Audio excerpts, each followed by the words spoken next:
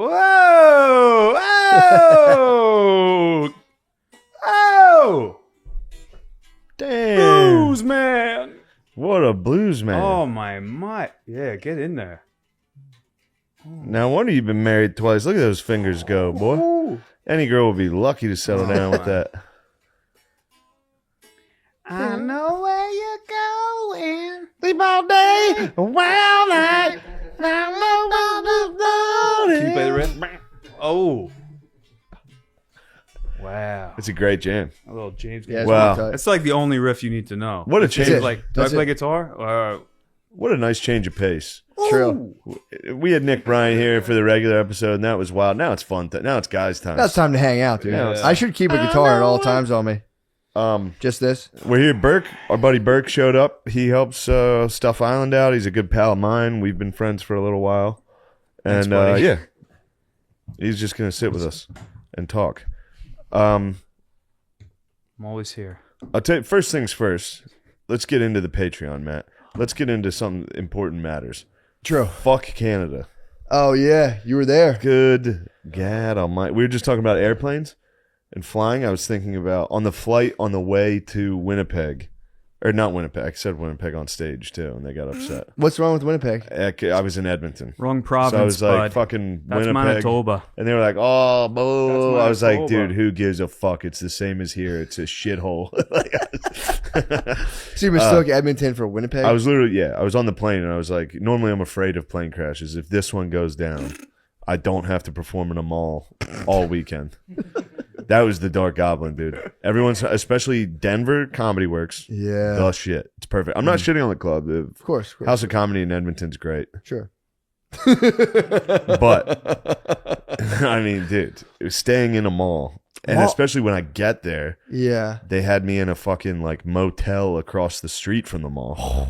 So night number one, I'm staying in I mean this, a shitty hotel in essentially a third world country. So it's a motel. Canada is hell. Yeah. Ruled by a totalitarian dictator. Yes, a gay dictator. For sure. Canada is a third world country. Nobody wants to admit this. It's time we talk about It's this. like just it's not America. It's just slightly shittier yeah. in almost every way. There's something off. Yeah. It's Everything's partially in French for no reason. There's like 12 French people on the other side of the continent. I'm in fucking Edmonton. There's no need for French. yeah. Cut it out. That would piss me off. It bothered me. Everything's slightly shittier. They all have like knockoff versions of what we have. Like their fast food restaurant. You know how there's like a Carl's Jr. and a Hardee's or whatever? Mm-hmm. It's all like that Really? with our shit. It's like instead of Dwayne Reed, it's called fucking, it's like Reed Dwayne. Or like something. It's all that. Yeah. Like that. But then I had to fucking, you got We should invade Canada. I've been a proponent of going to war with Canada. That was, dude, you sound like General George Washington. Really? Oh, yeah. You don't think that we thought about linking up? I mean, dude, we would just absolutely roll Canada. You know in who was 2 gay? seconds. You know who was gay? Who? The Canadians in the Revolutionary War. Yep. We went up north. Loyalists. We went up north to be like, yo, French Canada, who England had just taken. We were like, yo, you guys hate England too, right? And they're like, actually, we don't like you guys the most. And they didn't join us. What? Yeah. We should punch them in the bellies forever. We should. So I go up there. They got me in some butthole motel. I'm fuming. Yeah. I got to walk across a fucking hot. Me and the other poor Canadian. You know how much of a loser you have to be poor in Canada? True. That's a very fair point. Good Nobody talks God. about that either. It's just, and they all, dude, it's just poor whites dressed like Grand Theft Auto characters. God. They're dressed like creative players because they don't have there's no style. Not that I'm stylish, Sure. but they're dressed like, they look like the future punks. They're wearing like neon and they have like mohawks. What? They don't know how to, there's no, they're dressing like in a style that doesn't exist on Earth. It's just Canadian plains people. It's chaos. What the fuck? I'm fuming. And I then get you're at into a the mall, mall too. and then you go into a mall. That's where you live for 4 days with all these crust punk fucking Canadian idiots. And It's a very sinister energy at a mall, too. it's a very It's sinister like a casino. energy. It's like slightly less full sinister than- casino. It's a full casino. It's Yeah. there's literally a casino there. What? Yeah. Who gets the casinos there? Definitely the natives. First Nations. First Nations. First Nations, bud. Yeah, bud. First Nations, eh? You ever seen the open like NHL games, and sometimes that'll be like, Chief whatever, and Yeah. like he'll go and on behalf of the First Nations, go Canucks, go, and he's just like, ugh. I'd like to see the First Nations rise up and reclaim Canada. You got to watch out, dude. They don't like the What? they don't like the white trash up there dressed I know. like they're from the future. They hate The vampire hunters? whatever those dudes are. Yes. They dress like, what was that fucking cyberpunk video game? That's Edmonton. What? They're cyberpunk, They got dude. punks up there? It's all punks. They have chili punks? Well, I was just at the mall, so that's where the cyberpunks hang out. It's funny to go to Canada and go to one mall and say the entire country is this mall. But I was talking about, I was like, oh yeah, you guys don't have black people. Half my materials, all of my materials, American. Yeah. Obviously. True. The greatest country on earth. Obviously, I'm going to talk about it. Yeah. But They probably were pretty. I was talking about black people. people, and then I was like, oh yeah, you guys have literally 0 black people here. And then people would come up and be like, I'll tell you who our black people are. It's the First Nations, bud. I was like, take it easy. What? Take it easy, you punk. Yeah, All right, there, cyberpunk. cowboy. Cut your hair, you Do they have goddamn that? punk. Aren't they an oil town? Aren't they like Yeah, Dallas of yeah. cold Dallas? Yeah, the Oilers. Them and Calgary are The like boys, yeah. they're oil people. The rough and tumble boys rough hit and the tumble. rigs. They The got rough money. and tumble boys hit the Yeah. rigs. They come home and they cause a lot of mischief and trouble. A lot of boys doing mischief over there. Yeah. Where? Up in Canada? Up in Canada. Up in Yeah, Canada, Lot of 3 months on the mischievous. rig. I and was then awfully Then they got mischievous. 3 months. Tell you what, Yep. you get me in a hotel room for 3 days, things get pretty dark. Really? Mio. Oh, I plow through the lotion. Did you really? Dio mio, Dig Bobby. through the ditches and Well, they- plow through the lotions. They have that little tiny bottle. I mean, you should go down next time and be like, what the hell am I going to... Oh yeah, that's 2 one sessions. set, yeah. yeah. Okay. And then I head down I'm to the pigging. lobby and I say, "Pardon me, I seem to have run out of lotion again. I seshed out. You ever I tell me ran I out of seshed the out? small towels and lotions."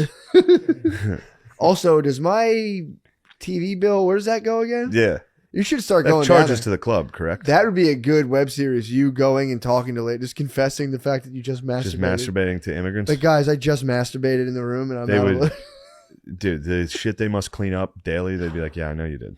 Everybody True, does." yeah. So I'm in the shitty motel. I got to walk across the street to the mall. The show's fine. I was being a curmudgeon. Yeah, Sold out. The Canadians are actually good people. sure, Obviously, sure. good crowds. And then We're teasing after them. the show, I was like, you know what? Let's take it easy. I always make the mistake of getting hammered on Thursday and then having to do a whole weekend hungover. Why don't I take it easy tonight? I go to see Batman by myself in the mall, which is a nice treat. I'm like, all right, I get to Thursday walk- night? Thursday night, the show, the 7:30 or 8 o'clock show is done early enough that I can catch the 10 o'clock B-Man. So I head across the mall to catch the B-Man. Turns out I buy a 4DX ticket. Oh no! I didn't even know they had those. Canadians are so fucking dumb. They need an amusement park while they watch movies. Dude, I sit in this chair. I got in there a little late to the movie. So I didn't get it. I got in there during a dialogue scene.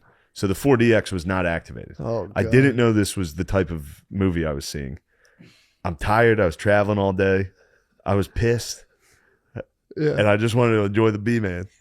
And I'm sitting down, and then all of a sudden the B-Man gets in a fist fight. He gets in a fight, and in the fight scene, dude, this chair turned into a fucking mechanical bull. I'm not kidding, dude. I was literally like, You're getting tossed around. smashing my head on the back of the What? seat, like enough that I was like, God damn it! Like, I was like yelling. I was so angry. Get him, B-Man. B-Man was like, fucking, and then they start spraying water. They spray you in the face with water. What? If it's raining? Anytime the B-Man was on a motorcycle, my seat was like turning with him, and there'd be fans blowing in your face. That sounds It fucking was, awesome. dude. now that you say Anytime it. there was a gunshot, they had strobe lights on the roof Jesus. of the building. I mean, it was. I've never been more upset during a movie. You should have just got fully into it. Like, ah, Dude, I'm not. B-Man, they're getting us. I'm not kidding. I was yelling. Anytime I'd be like, God. Imagine if a guy tried to shoot up that B-Man. That'd be tough. Everybody fucking would be moving. dodging, He's dude. Like, hey, what the hell? Yeah, it'd be Wow. impossible. B-Man, B-Man, dude. Oh, we got my a God. situation on our hands. You completely popped out.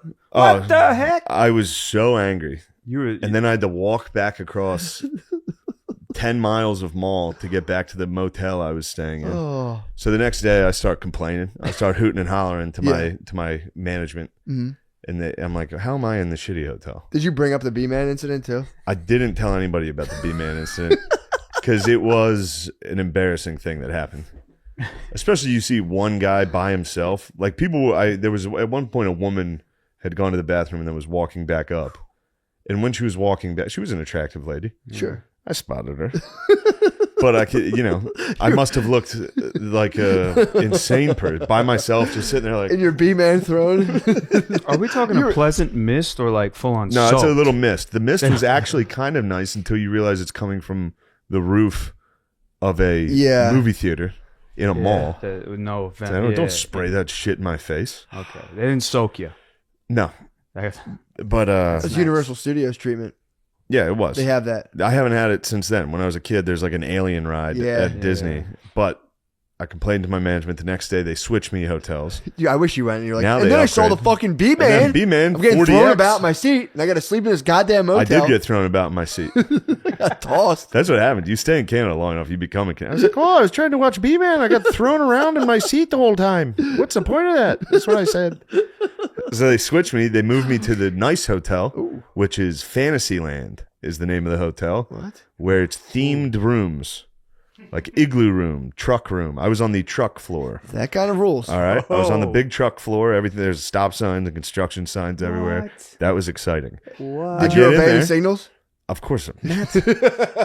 I just got done watching B-Man. Obviously, I'm listening and following the law. But sometimes you got to break it for the good of the people. All right. So I get in there. The shower doesn't fucking work properly. So thankfully, Well, you're in a rig, for all the dude. for You all don't the have a shower couples, in a rig. True. Some For all the Mexican, you open the couples. door, you open the bathroom door, some Mexican dude comes out. thankfully for all the couples that bring their kids to the wave pool in the mall, that's who this place is for. It's for sex for Canadians in Edmonton to fuck at the mall. There's a jacuzzi in the room. God, that's hot. So instead of being able to shower, I took jacuzzis all week. You bathed. I literally took baths in the room. You let the chlorine just wash away your skin. It was a dark week, dude. And again, this is a place designed for Canadian sex. So the jacuzzi is surrounded by mirrors. Oh. I had to take fully, dude. I got to see my body from every angle, including even when I had the jacuzzi working, which was nice and relaxing. And I would finally be like, all right, I can relax. I'd lay back, I'd look straight up and see my full naked body, which, by the way, I'm gigantic. When you see it head to toe, dude, I'm fucking huge. Huge, with a little nub tiny penis just pointing straight at the ceiling. You just look forward and you see the reflection of your ass behind you. And you're Dude, like, Jesus fucking The whole Christ. thing, yeah, it was so bad. Just to see your ass and go, Seeing my flat ass and my fat love handles getting into a tub. Your lotioned up penis. And dude, my getting- well, no, I would actually go in and take a cold shower to get the lotion. You can't bathe Yeah. in the semen with the slugs floating. you didn't want an oil slick on top of the Yeah, water. it'd be a bit of an oil You spill. think, you think about making slugs, making worms in the. I did jacuzzi? make slugs, and then I showered with cold water, Oh, and that'll then get got them into off. the I mean, jacuzzi. in the jacuzzi. Oh, I couldn't masturbate in the jacuzzi. I was literally It's against bathing. Canadian I was law. bathing in the jacuzzi. That's what That's I Article. was pure decadence. shampooing my hair and ducking. That was the bill in the Peterson water. fought. Like Article B67 was about. They said Canadians weren't allowed to jack off in jacuzzis. He's like, That's what he got in trouble for. that was Oh, enlightening values. that's bloody. The first thing the government does is tell you not to masturbate in the jacuzzis. Yeah. Dude, fapping in a jacuzzi would be nice. Very But- decadent. No, it wouldn't. Eating Yeah. chocolate is coming up for the surface, and crushing a Godiva. Just little worms You know, it sounds. dancing about the. It surface does of the sound water. like a nice. Dirt. Did you ever, how was the last time you had dirt dessert? Not in a long time. Like the dirt with the gummy worms in the Yeah, mud. dude. Oh my god, it's the Fuck. best. Fuck. It's the best. Come up, just fucking trowel dirt. Oh. Go back underwater and fucking. Yeah, that's being an earthworm, dude. You're full fucking. That's Nightcrawler. In the water, that's a big fat slug. You reach out, grab the mud. Dude, dirt. That was the fucking That's tremors. smash hit. You're a tremor. You're a tremor, dude. Was the bed truck themed? Like, or No, where I did the thankfully theme end? thankfully my floor was the theme, and I didn't have a theme room. I lied to the crowds and embellished my story and told them I was in the igloo room. And I told them this whole story, and then I was whacking off in an igloo every day. It's pretty Which funny. was funny. I should have kept lying, but you know me, I can't. True. So the story doesn't end here. I'm going to finish this. So I've been whacking off in the jacuzzi it's hell. Yeah. Shows are good. I get a little drunk after, which is nice. I like staying near the club. That's great. Yeah. I like getting drunk. There was a bar across the thing. I got to watch the fucking Oilers Flames hockey game with the Oilers fans. That was fun. Yeah. But then I had to, the next day, Saturday, I was leaving Sunday. I got to get a COVID test.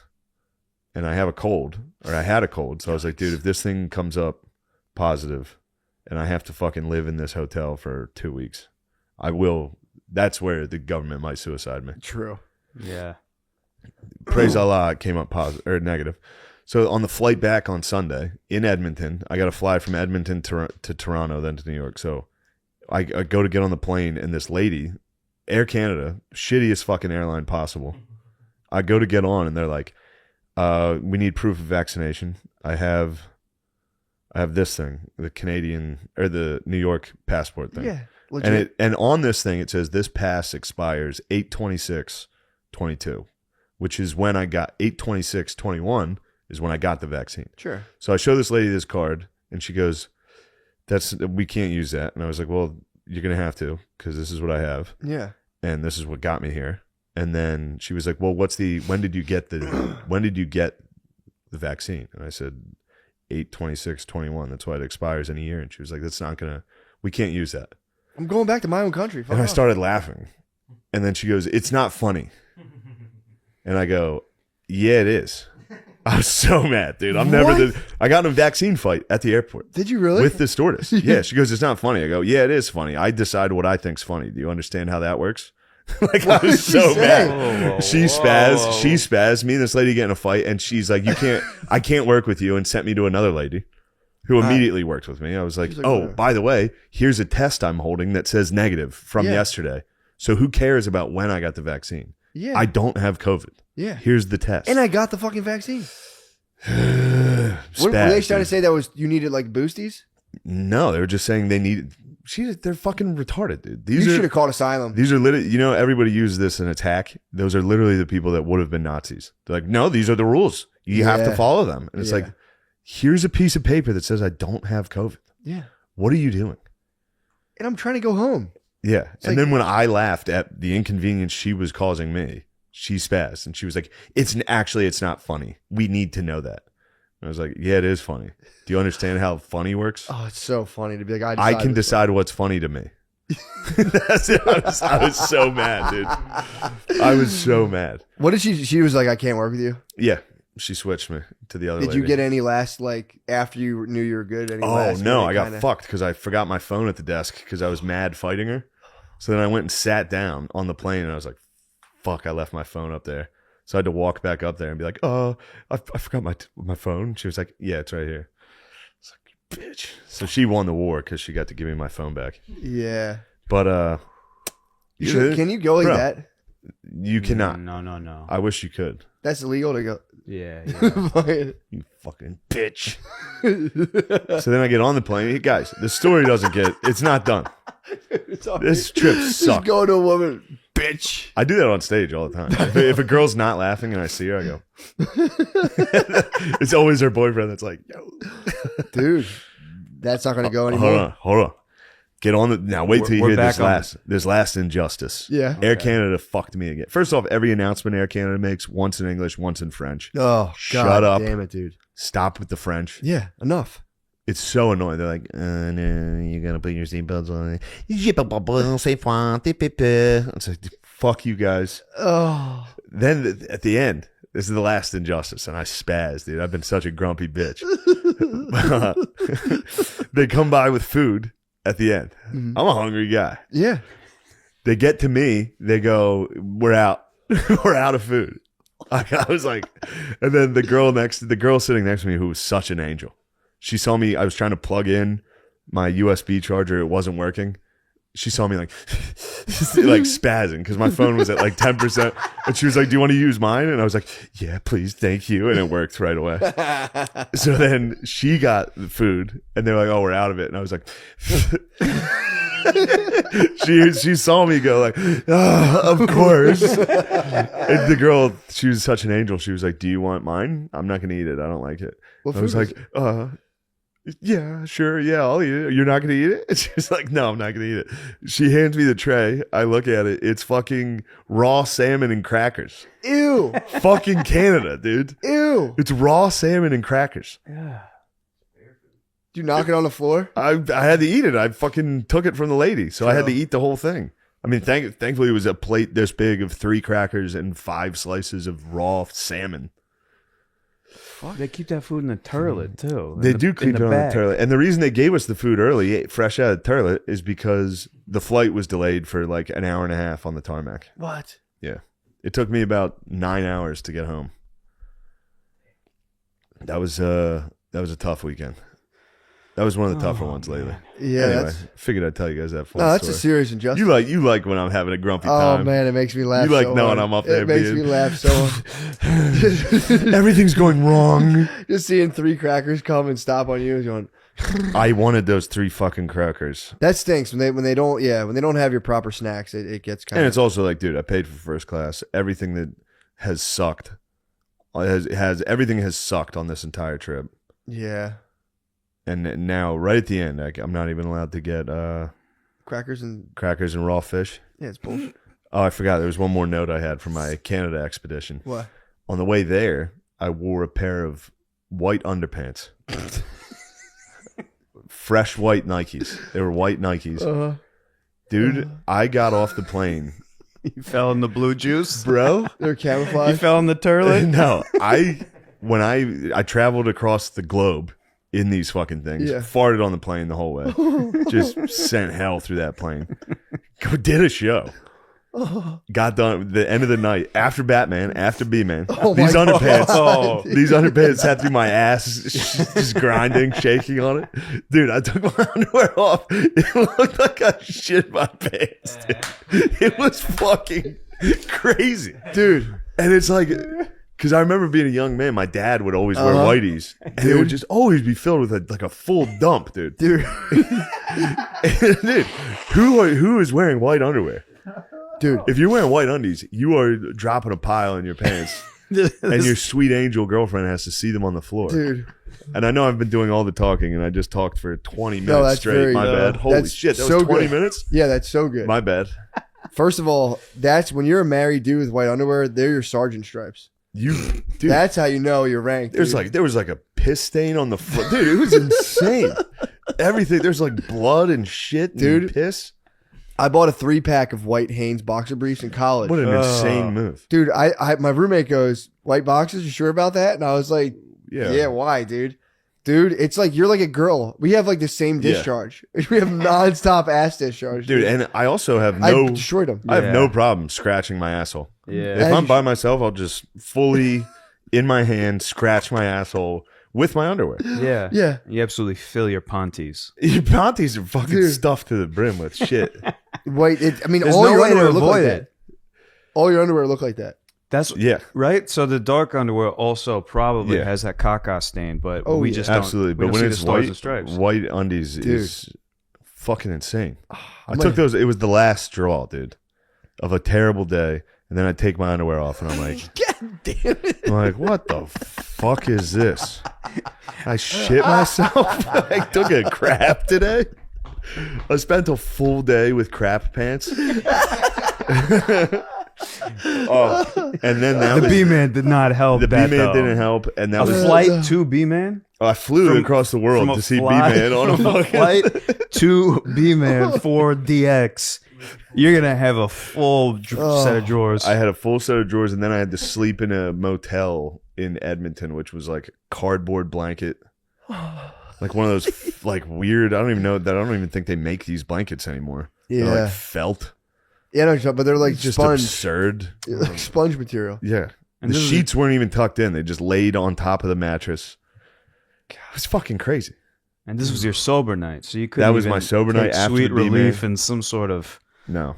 You couldn't use any of your particulars. That's when I was like, I'm done with sobriety. You're gonna get drunk. And then I told you the next night, and that was an average show. And then the next night I got hammered because I was like, fuck it, I'll get hammered. Normally I don't get hammered for shows. Yeah. I got hammered for these shows and I killed. Really? I was up there like the early show I wasn't drunk Yeah. and I did okay. Late show I got hammered and I crushed. And while I was on stage I was like, fuck. Yeah, it's not good. I'm very good drunk. Yeah, maybe you're just having so That's much a fun. problem. I think you're exuding fun. Yeah, And You how know? soiled were your panties after you got drunk? Probably not very soiled at all. probably not. Look at that. I think we found the cure. All right, now I'm done. Now I'm done talking. Sorry, I hogged the No, mic. that's dude. I just had that story locked away. I was ready to get rid of that. How would you You need to end your process life in the Edmonton Mall? Not to Oh, go back, I but if talked they give about you it. the 2 weeks quarantine, Yeah, how good point. quickly and in what way would you Okay, take this is your an life? easy one. I thought about killing myself quite a bit in this mall.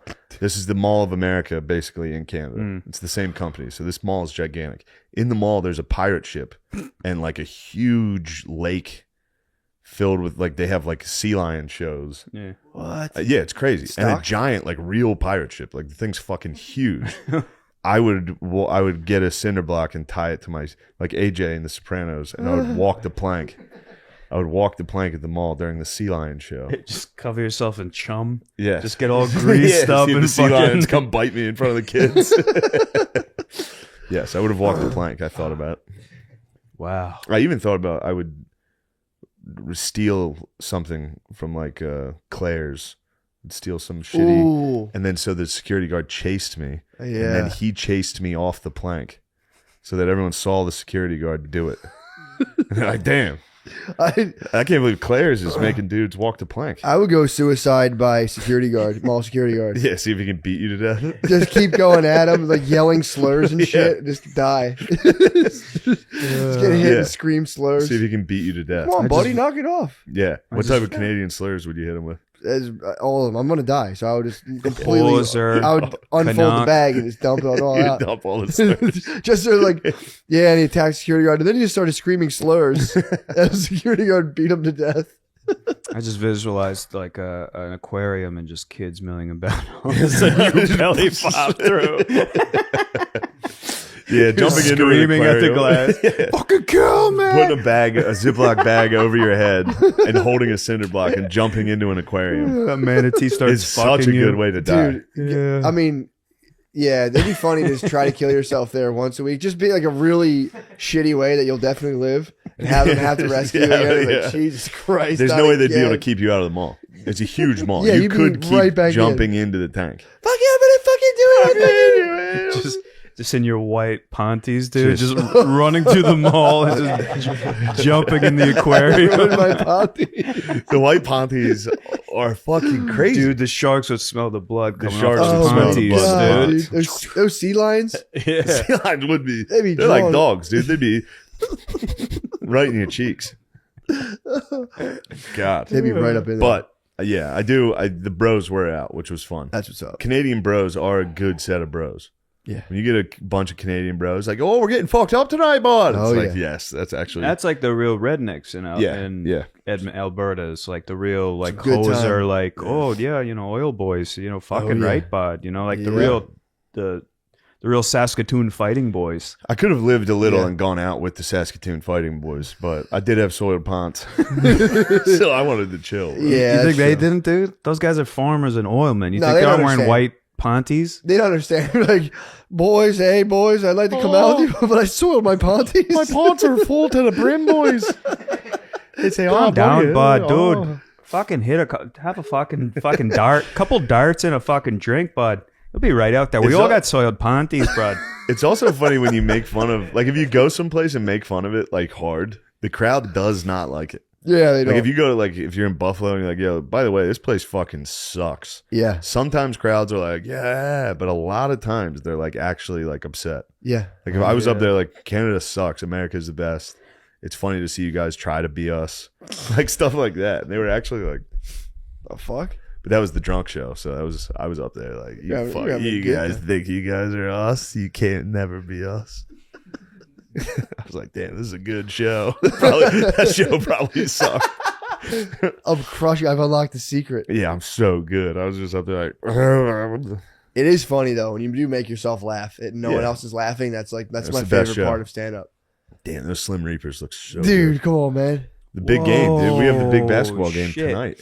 Yeah, I'm going to be dude. filming the basketball game. I'm thinking about lobbing up whoever the ref is. Matt's I got think the that could be KDs fun. on. KDs. I was trying to He get is the Tarantula. KIs. The Irvings, man. You are the Matt Ranchelo, dude. I might be Matt Rancho, dude. I'm big country. Yeah, for I sure. call big country. For sure. For sure. If Big J swats me on camera, I'm gonna kill myself. It's not, dude. No way. He could accidentally hit the ball. He's done Call that foul. once. Fake foul. He did that once. I wouldn't be. He's I going was- to call offensive fouls, which is going to be very sad and embarrassing. We'll for have the him. tapes the whole time. That'll be a never end. People I'm will be going to going. offensively foul. Technically, he's going to be right. I mean, I feel like what's the thing? If his feet have to be planted though. No, because I hook with the ball. I like use my elbow to hook people. Yeah, they'll have Lewis though. Lewis is going to be Lewis is going to foul the fouling like fuck out of fucking us. crazy. Yeah. He might get ejected. I think Tom might fight someone. I Lewis- think if it goes the wrong way, I think Lewis Tom's taking a will- swing at someone. Lewis is going to tackle me. Lewis is going to put me in a chokehold. Yeah. He's For going to sure. have to display. Yeah. No, there's going to Yeah, be a it's little gonna be very Anthony annoying. Mason style, a little Charles Oakley. I was reading about the '90s Knicks on the way up here, and I wouldn't mind seeing a little brawl. Well, Get I'm gonna the- need your help when Lewis undoubtedly tries to put me in one of his gay wrestling moves. Oh yeah. I'll Yeah. get him off. Yeah. Well, you have to sucker Dave Smith right before. Get him out of the picture Dave- so he can't hold him. You Dave will sucker him. not- He Yeah, he goes won't down. He wouldn't. Then you come to his aid. Big J will be peacemaker, and that's when Tommy Big gets him J- with an anaconda squeeze. gets right behind us, True. dude. And gives True. him squeeze. I might spit on someone in the crowd. Barkley style. Dude, I yeah, love that. Kick Spit the on fucking me, dude. camera. Yeah, you're gonna be filming. I'm gonna. You kick me right in my Fucker. fucking satchel, dude. Yeah. I got my fucking sheets on, dude. You can You kick wearing me wherever. sheets? Yeah. I'm I wearing thought I sheets. saw a little helmet poking through those pants. I was like, Yeah, I think it is. He was the one talking about his testicles pointing to the ceiling. Oh, Yeah. I don't think that's good at night though when you sleep because sometimes I think I'm losing blood to my cleaves Get it, 'cause bro. they're facing right at the. I don't think you're meant to be sleeping with your balls facing the heavens. yeah, you get a boner in those things at nighttime. It's a little weird. That's basically in a jacuzzi. Yeah. My testicles floated. They floated, yeah. My cleaves were yeah. floating, and my penis was like my cleaves were taking all the shine in the ceiling mirror. Dude, everything floats. Remember the jumblies floating on in a nice jacuzzi? Everything just sort of wavers on the surface. Boobs in a jacuzzi are great. Yeah. Right. Wow. Yeah, unless they're your own and you're sitting by yourself. Then you just got to get the lotion, dude. True. Yeah, The mirror on the ceiling is brutal. yeah. I mean, I don't get who it's for, dude. I don't No. know one person that doesn't look crazy naked. Yeah, well, it's one of those things I think people heard was like hot sexually. So they're like, oh, a mirror. Yeah. And it's like, I wouldn't want a girl to see me naked while I was fucking her. Like, she would have my reservations. thing is you're already seeing them naked. You're on top of them. Yeah, but you're only naked. seeing like What I want to see like her some hair. parts. Yeah, I get- She's yeah, not true. like seeing my almost no ass and fat side hips, fucking like barely thrusting in there. Yeah, You true. don't want her to see That's that. a bad profile. Double chin is it's bad news bears. Yeah, it is tight making love to women and being like, you're so turned on, right? You're so. I'm I'm so turning hot. you on more than any person in the world right now, right? Yeah. Anything less than a yes is like, You're definitely not thinking of what it must be like to fuck someone else, right? yeah, I'm the best. After you've had sex with me, having sex with anyone else seems like a ridiculous idea you never even entertained, right? That's why half the time I don't get hard, and I fuck women with soft penises. Why? Just in case they're thinking about somebody else. True. I'm like, yeah, isn't it funny? Thor has a soft penis. That's not me. You're thinking of someone else. He's so It's 3D chess right there. damn Daniel Radcliffe coming in with that soft Harry fucking Potter boner. with a fucking semi, huh? That sucks. Was he drinking all night? Yeah, what a loser. Fucking must be gay. Was he drink? What do you have? 30 beers? What That'd an be a sick idiot. move. That'd be a sick move to role play off the bat and be like, I'm Tom I'm Hardy. somebody else. I'm Tom Hardy. And be like, you can be you. I'm Tom Hardy. I'm Tom. Not Call that me Tom. Hardy. The whole I'm not Tom Hardy. Tom not Hardy. That'd be a sick porn name. Yeah, Tom not Hardy. Tom. Almost never Hardy. Oh, Coming right at you. All right, Oh my God. Sorry, I've been chatting a lot this episode. It's great. It's I'm a fantastic. quiet Sorry. guy.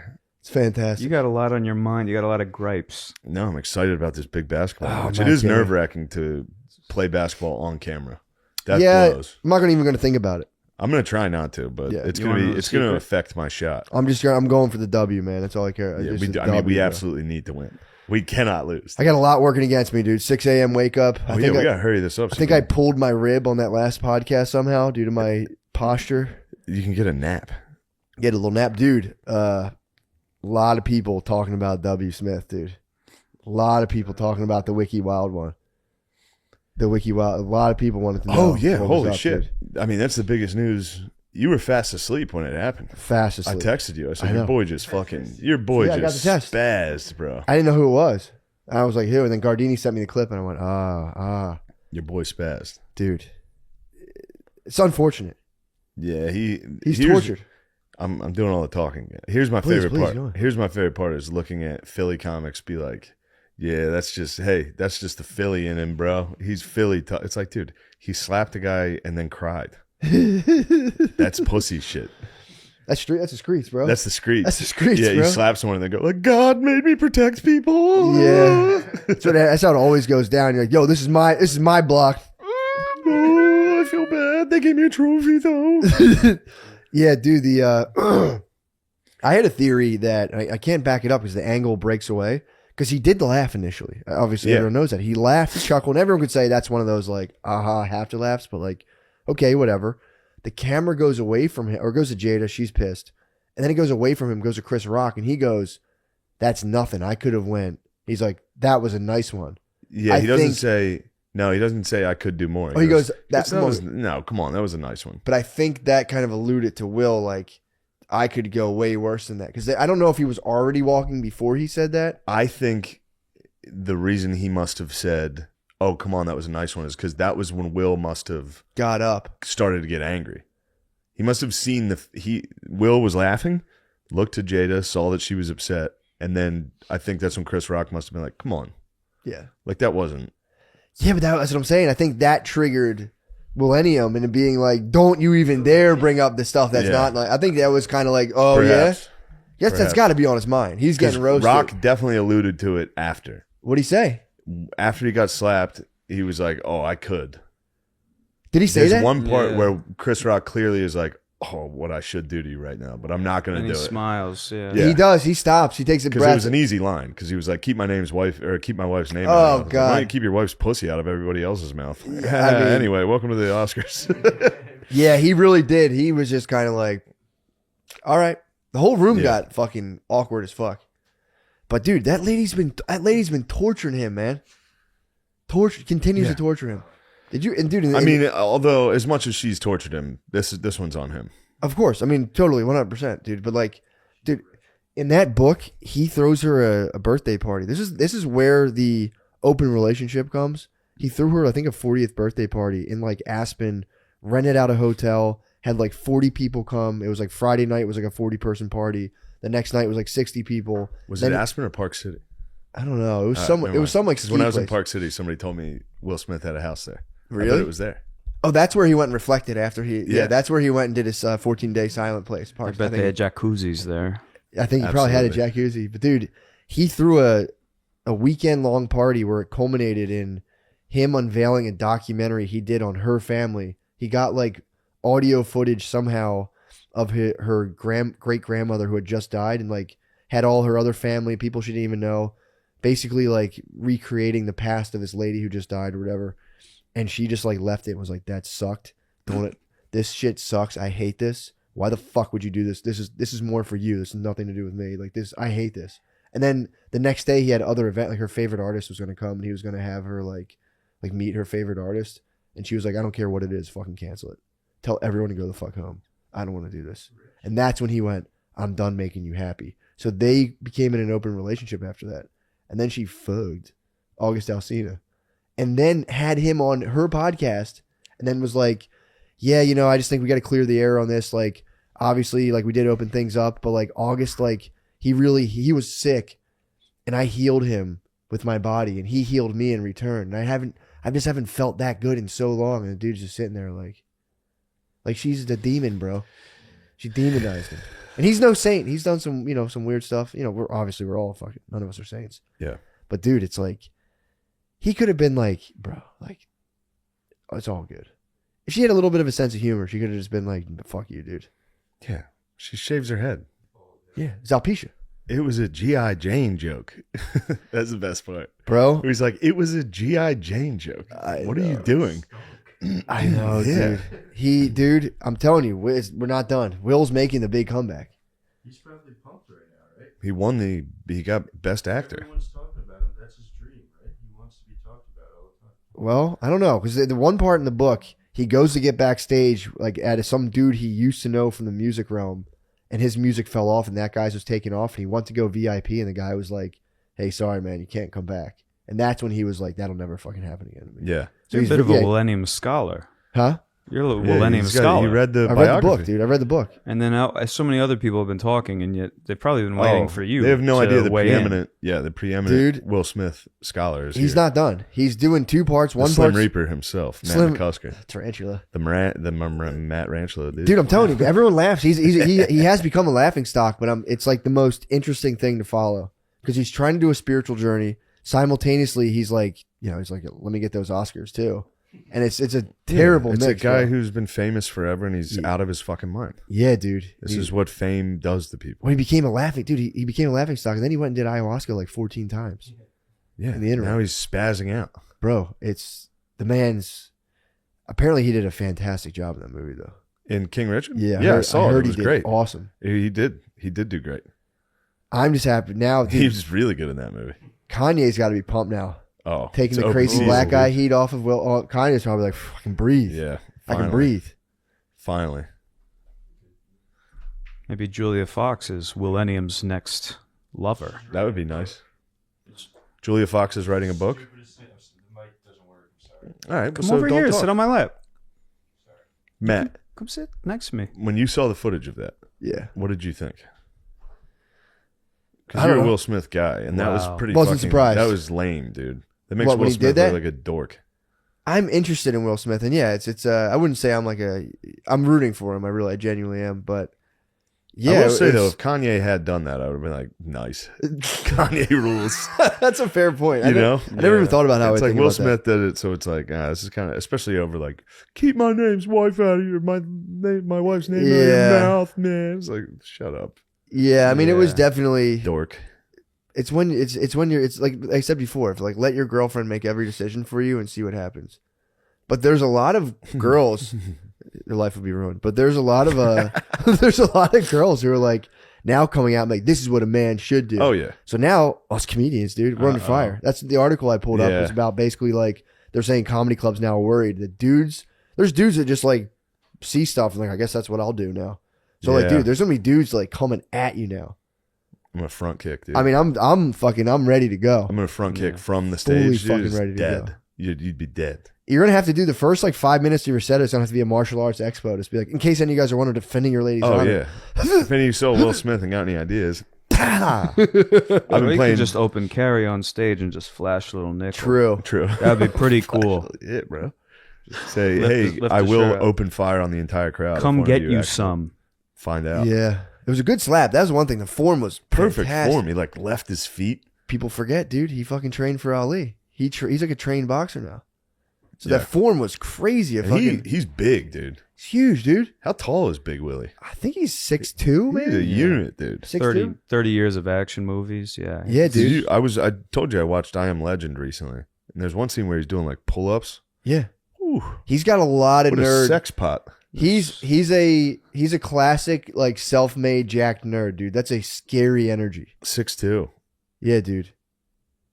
He has like nerd muscles. Mm. It's like Damn. you're a dork, you're Uncle a loser. Phil you was get- 6'5". What? Holy shit.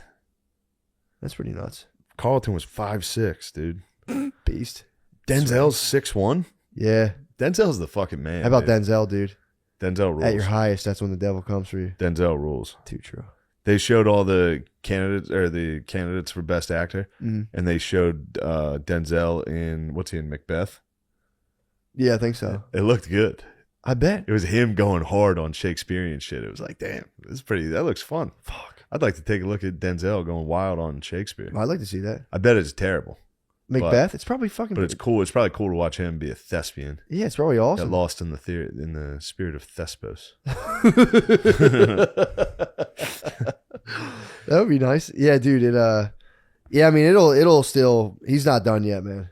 Well, no. He's gonna. When you're that crazy, he's gonna make something actually good. Yeah. Like he just did. King Richard was good. The Bel Air show's gonna flop. Bel Air show's gonna be terrible. The Fresh but- Prince show's gonna flop. That's on like Peacock Network.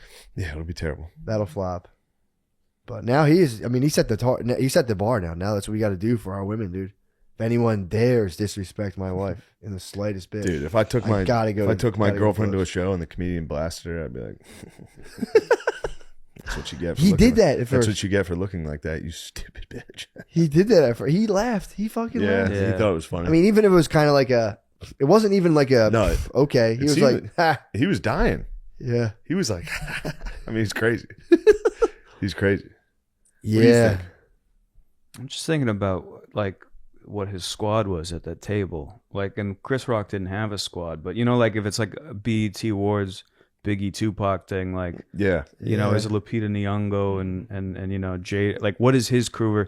You know, because it's really, Rock- you or think is Chris Rock J is Law going to security? get in there? Is Jennifer Lawrence going to come flying across? You know, yeah. that would be fun. That would be Yeah. fun. Wow, wouldn't that be fun? Yeah, that'd That's be fun. my Yeah, what a two bunch cents. of cowards, dude! I can't believe no one else Take like it- stood up you're and doing stopped fine. him. I can't believe no one stood up and stopped him. What a bunch of cowards, Dude, everyone In the was academy, The Yeah. academy. That Nobody was did my- nobody did a single thing. I think dude. Bradley Cooper rubbed his shoulders, is what Chris said. I Really? saw that. Yeah, there's yeah. Yeah, the How Coop about man. fucking John Travolta up on the stage? He's a Notorious whack job. bird grabber. He's a whack job. Notorious bird grabber. How the fuck did he get back on the He's stage? grabbing birds. He got busted grabbing male masseuses. Dude, I just watched a movie with John Travolta that was like the craziest movie I've ever seen. Bro, he got like full Saturday on Night rolled Fever. up for grabbing birds and like nothing changed. I don't want to, The good church made clear of it, dude. Once you're indebted to the good Jazinu, that shit's gonna get clear. Dude, there's a movie called that's their guy, Xena Warrior Princess. Yeah, I think maybe that's what it You was. go up the That's ladder. a sick move though. Grab Yeah. birds and just claim asylum in Scientology. Be like, I didn't know the ways. I'm sorry. Dude, there's a movie called The Fanatic, directed by Fred Durst, starring John Travolta. And he plays a retarded guy that's a giant fan of some guy. Didn't they already make this movie? Yeah, look at him. What? he the plays a retarded fuck? guy. I believe that was the Fan you're thinking Yeah, of. the Yeah, Fan. they made the that- fan. with Patton Oswalt and the Yeah, New York yeah. Giants. That was pretty good. That was football good. Giants. Then- That might have been a little different than this. And De Niro had a movie Vehicle. where he was a And super that was fan called The Fan Yeah. on the beach. or The Fanatic. Yeah. Who was Jada's favorite artist that he brought to the birthday and she just said send him home? I Was it- forget. It was It some might have like, been Durst. That wasn't Durst. It wasn't Look at Fred Durst and Travolta. Can you That's the imagine? squad. Damn, dude. Fuck yeah. It's a good squad. Wow, Durst. Durst is kind of the man. Well, as sickly. as the He's as just one of geezed the up, dude. I would Durst rules. I would say as one of the foremost proponents of the male Me Too movement, I don't want John Travolta around the Academy. That was a stain on the Academy. That's I what agree. I was. To be fair, everyone wants to know what I think about Will Smith. I'm more worried about the Academy right now. Yeah. That was shameful behavior for the Academy. I mean, I'm glad he apologized, Yeah. but it's like I need to see these actors held to a higher standard if they're Yeah. going to be. It is a room full of people that aided and embedded Harvey Weinstein. Yeah. It is a room full of rapists and pedophiles that Yeah. have been compromised, most likely. Yeah, There's who's the countless young that whole actors in that place is room who've probably- had their penis squozed by don't John Travolta, and yet they have to sit and watch this man talk to them Yeah, like see, a and also, jackass. has he always Burger. acted like that? Yeah, he's What's- always been. how's he Something acting now? crazy. He's He only acts like been a black dude from the 80s. Really? It's some crazy way of like, it's not even actually like that. It's like he's doing an impersonation, obviously. He kind of looks like Elton John now. Like a bad guess of what a black dude would sound like. He's like, should we tell him, Samuel, what's in the box this time? Oh, It's he's like, doing, what? he's doing Pulp Fiction. Yeah, he's Yeah. like stuck in Pulp He Fiction. became that guy, and that was Yeah. the coolest thing he's done. that was that was yeah. He did it in the 91. Capital One. There's a Yeah. Capital One commercial where he plays Santa Claus. Ew. It was everywhere. That was probably before he fucking like looked up in masseuse's shorts and was like, "Wait a second here." Yeah. It's probably the best time in his life. Do you think it was low-ranking guys who he squoze their penises? Or, Yeah, for sure. It was masseuse. They were just guys. Yeah, he'd be getting so a massage. It wasn't the old the Goslings. honk. It wasn't Channing Tatum. No, Okay, he's squeezing sort of pauper penis. pauper. Yeah, Yes. the best. The of best the and best. the most vicious, really. The most needy penises. Dude. Yeah, They they'll can't be quiet. Work for that tip. Yeah. I can't believe somebody snitched on Travolta, dude. I mean, dude, if he fucking rang your doorbell, I wouldn't tell anybody. I would first off, I would tell everybody. I'd be like, "Yo, what the fuck, fuck dude? you Travolta grabbing? just grabbed my dick. This is crazy." I think he was propositioning them for sex, so Yeah, like blowjobs. till he got the wrong one, and someone was like, "I'm not a fucking queer." Yeah, or he got the right one. Someone thought he was gonna be Travolta's boyfriend, and then Travolta's like, "Yeah, relax. How about you take it down? You're kind of obsessed with me." They're like, "All right, Jeez. U.S. Weekly, let's go." How do you not laugh if he puts his hand up your basketball shorts and honks your horn, dude? I mean, just like I've never not laughed. I'd immediately laugh and then Yeah, I and honked then you last time. True. No, but if he went up my shorts, I still think it would be pretty. It would be I don't know. funny. Do you think he went to the It's bleachers? no laughing matter. You think he Matt. went to the bleachers and it's- told all of his boys about that? He was just like, "I was at Hand and Stone. You should have seen him. Yeah. I grabbed his Raped a wiener. boy, cute as could be. I honked his horn mercilessly." Yes, yes, dude, the Slim Reaper. Damn, bro. Are you Yeah, excited for the big match? Dude, that's all I'm thinking about right now. I know it's hard to focus on Will Smith when we get the big match. Yeah, man. I mean, dude, that's a tortured man. That's a man broken by his desires. That's a man whose desires took him to the top and then fucking threw him down. No, he's back. He just got Best Actor. Yeah, but inside he's fucking. I know, and he still had to seething, ruin bro. it by slapping a guy and crying. Yeah, man. I mean, that man's had all the external validation a human being can possibly have, and it's just like, the man's spazzing. Yeah, he still needs the strength to destroy his wife and get rid of her. He That's still needs the strength to cast her aside. he's a cautionary tale, dude. And I am genuinely rooting for the dude, but it's just what I'm rooting for Chris Rock now. I mean, True. I always liked Chris Rock, but It's got to suck for Chris Rock. that 'cause sucks ass. to get slapped and have all these people like Will Smith did what men need to do. It's like, what? Yeah. What Like, are you talking about? It's one thing to be like, I'm indifferent, but to be like, yeah, Chris Rock had that coming to him. It's like, Dude, there's so many articles out right now that are so funny about like it is white people's fault. that like it's so funny. That's what I think. give us a goddamn break. Come on, let us Jesus not have Christ. one, dude. That was B on B. That was beyond That was B on B. Come on. At the Come on. the Venus and Serena Williams movie table, I mean, there's almost no whites anywhere near the scene. True. Just But- ball boys. This is from The Guardian. White outrage about Will Smith's slap is rooted in anti-blackness. It's inequality in plain sight. What? Okay. People are like, you shouldn't slap people in public. White Decorum. supremacists. His decorum. All I care about is decorum at the academy.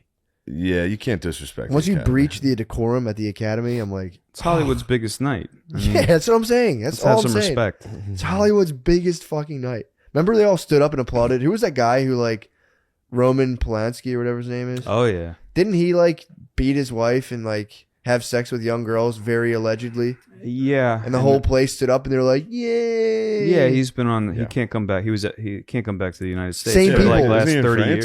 years. Switzerland. Yeah, not even France. No, some like one of kid those fuck country, Yeah, kid fucking country. yeah. He's We don't have any of that here in the United States. Don't forget what you heard on the regular podcast.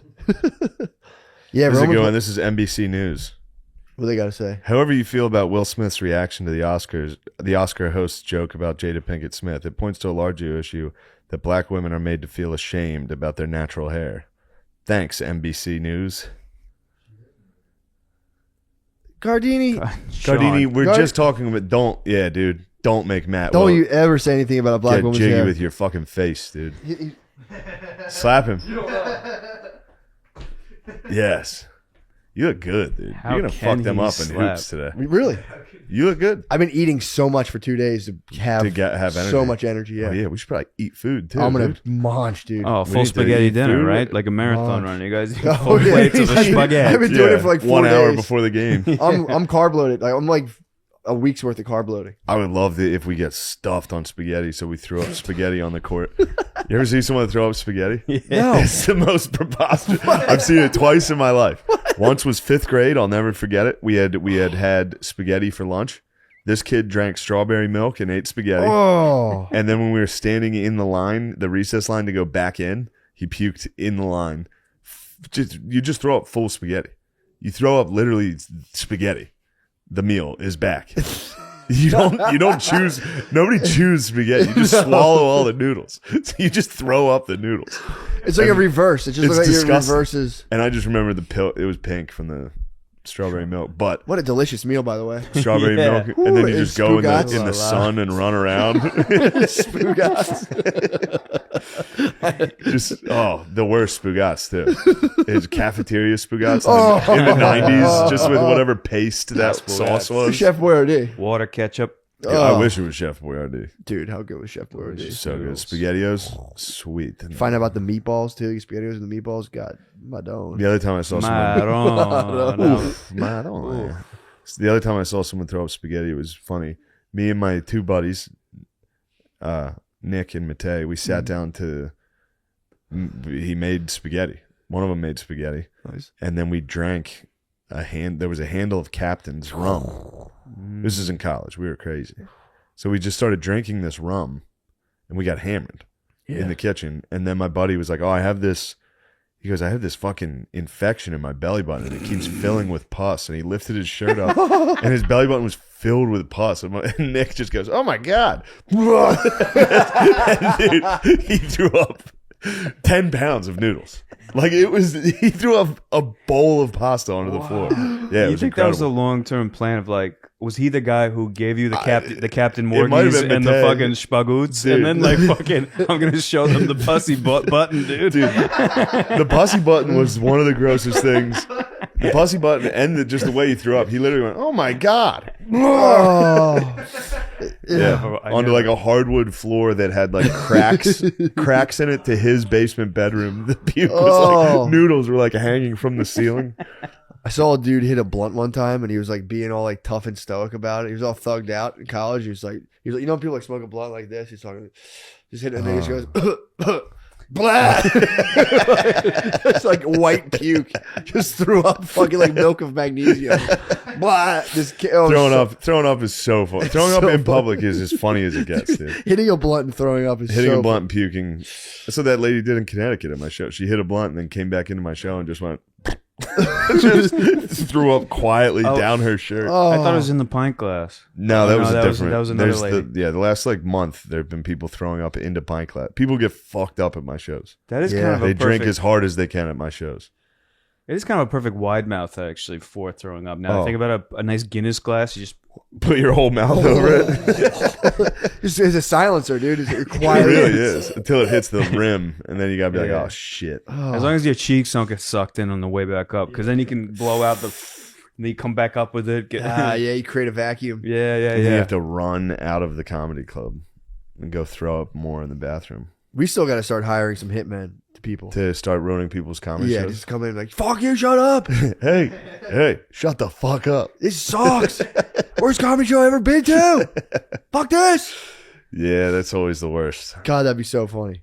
I can't do that because I can't open that can of worms. I know. I can't have that happen to me. I would That'd be pretty I would funny. be it would ruin it. It'd be so funny.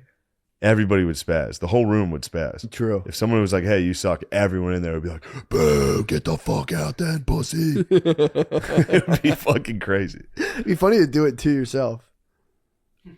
And then be like, "Hey, somebody beat that guy's ass," And then turn Just on him. Make somebody get their ass. And then beat. turn on him. Yeah, crowd surf him out of the room. Oh, it'd be so fucking funny. Yes. Well, look, Yeah. we're at 58, 59. Yeah, we're at about an hour. We gotta. It's 6:40, Let's go. Let's You prepare gotta for the take a game. nap. Prepare for the game. and I gotta stretch. Spagoots. We got to make a quick True. bowl We're of gonna spagoots need to as eat. much spaghetti in our body as possible for the game. Yeah. Boogas. Maybe some Captain Morgan too. Yo, I watched. Show fucking- some pussy buttons to the other team, dude. dude. I Anybody's watched. got something gross to show the skanks. True. Oh yeah, I can show Freaking- them my bushel. I haven't used my Manscaped in a while. I have a full I meant to bushel. give myself a landing strip. Dude, Uh, on the tip off, just drop bushel. Yo, Jake, down. I showed. You show him your bushel. Hold on, I Throw want to tell puke. you. Speaking of spaghetti, I showed my girl. I was like, "This is a very funny movie," and I used to love it. I showed her Tim and Eric's $1 billion Do movie. not show a woman that film. Women do not Do like not Tim show and a Eric's $1 woman that billion film. movie. Do not. They do not like it. It's up there for real. That's added to the Mount Rushmore of dog brains can't handle. Revenant. Revenant's number one. Oh, Revenant's God. like, what is this about? Because the whole Crazy. time he's not explaining everything he's doing. There will be blood. And that's when I There will be realized, blood. Yeah. The Revenant. No Country for Old Men they hate, which eludes me because that's one of the greatest. Yeah. And then Tim and Eric's $1 billion movie That one. Oh boy. because it's so good. Yes. Dopus. You were in My little basically dopus. at B-Man. You were basically in the the beginning, schlang. the schlang I was seating, in the schlang, where dude. you get the Ow. popcorn butter shot directly into your veins. You have to, you got to. I'm not kidding. I thought of the Schlang chair. I knew you did. I swear to God, I thought of the Schlang chair. Getting drenched with Batman water. Yeah. All right, Let's do it. guys, we have to go. Yep. Goodbye. We got to win it for the team. Wow, this is a big day. This is a big one. Special edition. It's a special edition. Normally we're goofing around. Yeah, I've never been more ashamed to let somebody into our studio. As soon as he came in, I was like a lady. I was like, "Well, sorry, it's so messy in here." We're here with Nick Bryant. He's the author of the Franklin Scandal and Confessions of a Madam. yes, Confessions of a DC DC Madam. Madam. Confessions of a DC, DC Madam. Madam. The politics of sex, lies, and blackmail. Yes. Goddamn. Uh, Oh, pull that yeah, mic Nick, over. can you speak a little more into the mic? So what you were just saying is how you got involved in the Franklin scandal at the very beginning. So let's Well, jump right in. Yeah. I was talking to an editor at Rolling Stone, and he said, "Pitch me dark stories." And I said, just kind of throwing my hands up in there. So, well, I mean, what do you want? Do you want a story on Nazis? Do you want a story on Satanists? I mean, what do you want? And he goes, Satanists. That sounds good. So I started this whole odyssey, this very dark odyssey. I was talking to Satanists, and they struck me as they didn't strike me as very ethical people. Yeah. Actually quite unctuous. And I felt like I had to wash my hands, after I hung out with them. Yeah. But anyway, and then I was trolling the internet looking for subject matter. I mean, when you're going to write something, you try to get as much information as you can and then distill it. And then I came across a cult called the Finders that had been busted by the U.S. Customs for trafficking children. They had 6 kids in Tallahassee, Arizona, and some concerned citizens called Tallahassee Police Department, and the Tallahassee Police Department arrested the 2 finders and put the 6 kids in protective custody. Yeah. And the 2 finders were arraigned on multiple counts of child abuse, multiple counts, and they were held at $100,000 bond. I think it might have even been higher. And then 2 of the kids, according to the Tallahassee police report that I got, 2 of the kids have been sexually abused. And then the U.S. Customs got involved with it because there was child pornography. And they got a search warrant for the warehouse where the Finders lived, and they found child pornography. The warehouse is in like DC, right? Yes, in Washington, D.C. And they found all kinds of really unsavory things. And actually, the Finders had been connected to a murder, too. And all of a sudden, the CIA came in and quashed the entire case. And those 2 finders were just let out of jail, and those kids were repatriated with the cult. And I thought to myself, I kind of thought I knew how the world worked. But after I read that document, it just blew my mind. I mean, what have I missed as far as my understanding of the world? How is this even possible that the CIA goes to bat for some very strange people that are treating children nefariously? I mean, how does that happen? So that started my odyssey. That was in 2002, and I've been on this odyssey for the last 20 years. Damn. So what did the editor say when you're like, I got something, when you came back with that? Rather than like run of the mill. He said, Nick, let's just try to stick with Satanism. What do you think when you how many Satanists have you talked to, and like what's their like life philosophy? Isn't it just pretty much like selfishness, or like? Well, I mean, there's different types of Because Satanists. if that's the case, I might be a Satanist. I'm pretty selfish with my would now, lifestyle. dude. You're not talking enough. there's different types of Satanists, and they run the gamut. Some of them, it was very strange. Some of the Satanists that I talked to were really, really stupid, and some of them were really, really smart. Yeah. I didn't find any Satanists in between, but I was going to go to one of the black masses. It was a simple plan. I'm going to go to this black mass, and I'm going to write an article about it. And one of the high priest said I had to read this book written by one of the Satanists, the founder of that particular satanic sect. And I read the book, and I said, well, I read the book. And he said, well, you got to do this. And then I just, he was trying to lead me down this primrose path to embracing Beelzebub, and I realized that they were actually proselytizing to me, and it wasn't really like a religion that I felt attracted to. Sure. Didn't you have to eat wasn't the part? Eat like a cum cookie? He was trying to get you to eat yes. cum. Well, that was one of the problems. Was your editor come on? The host was the potentiated ministration and semen of the high priestess and then the priest. On what? And what was the on like a floury wafer? With the Satanists, everything is it's an anti-host. Sure. So and it's an anti-black mass, whatever. But well, that was the deal. If I read the book, I wouldn't have to take the anti-host. Right. And really? That was if you don't read the that makes sense. You read the book and you won't have to, but then I read the book and I said I read the book and I said no, you still have to take the anti-host. What the fuck? So I'm really up to I like people to live up to their word. That's important to me, and it was kind of apparent to me that the people in the darker fraternity didn't share his truth the way that I did. But you were at an ashram, right? When you were younger? I lived in an ashram when I was 19 years old. How'd you fall into that? It's it's not necessarily Hindu, but this was a Hindu. This was a Swami. He was from India. He was a Swami. He was a genuine Indian guru. The Raiders. When I was in my teens, I was really searching. Mm-hmm. And I tried all kinds of spiritual paths. And then I ended up living on this ashram with a genuine Indian guru. He was a Swami, which means he was celibate. And so I got there and I was thirsty for knowledge. And then I was talking to the Swami one day, and I could have swore I smelled cigarettes on his breath. And, I went to one of the people on the ashram who I would later call the pod people. I said, I could have sworn I smelled cigarettes on Swami's breath. And he goes, yeah, well, see, the deal with that is, he has to have one vice that keeps him tethered to this plane of reality so he can teach us. And, now, needless to say, that didn't make a lot of sense to me.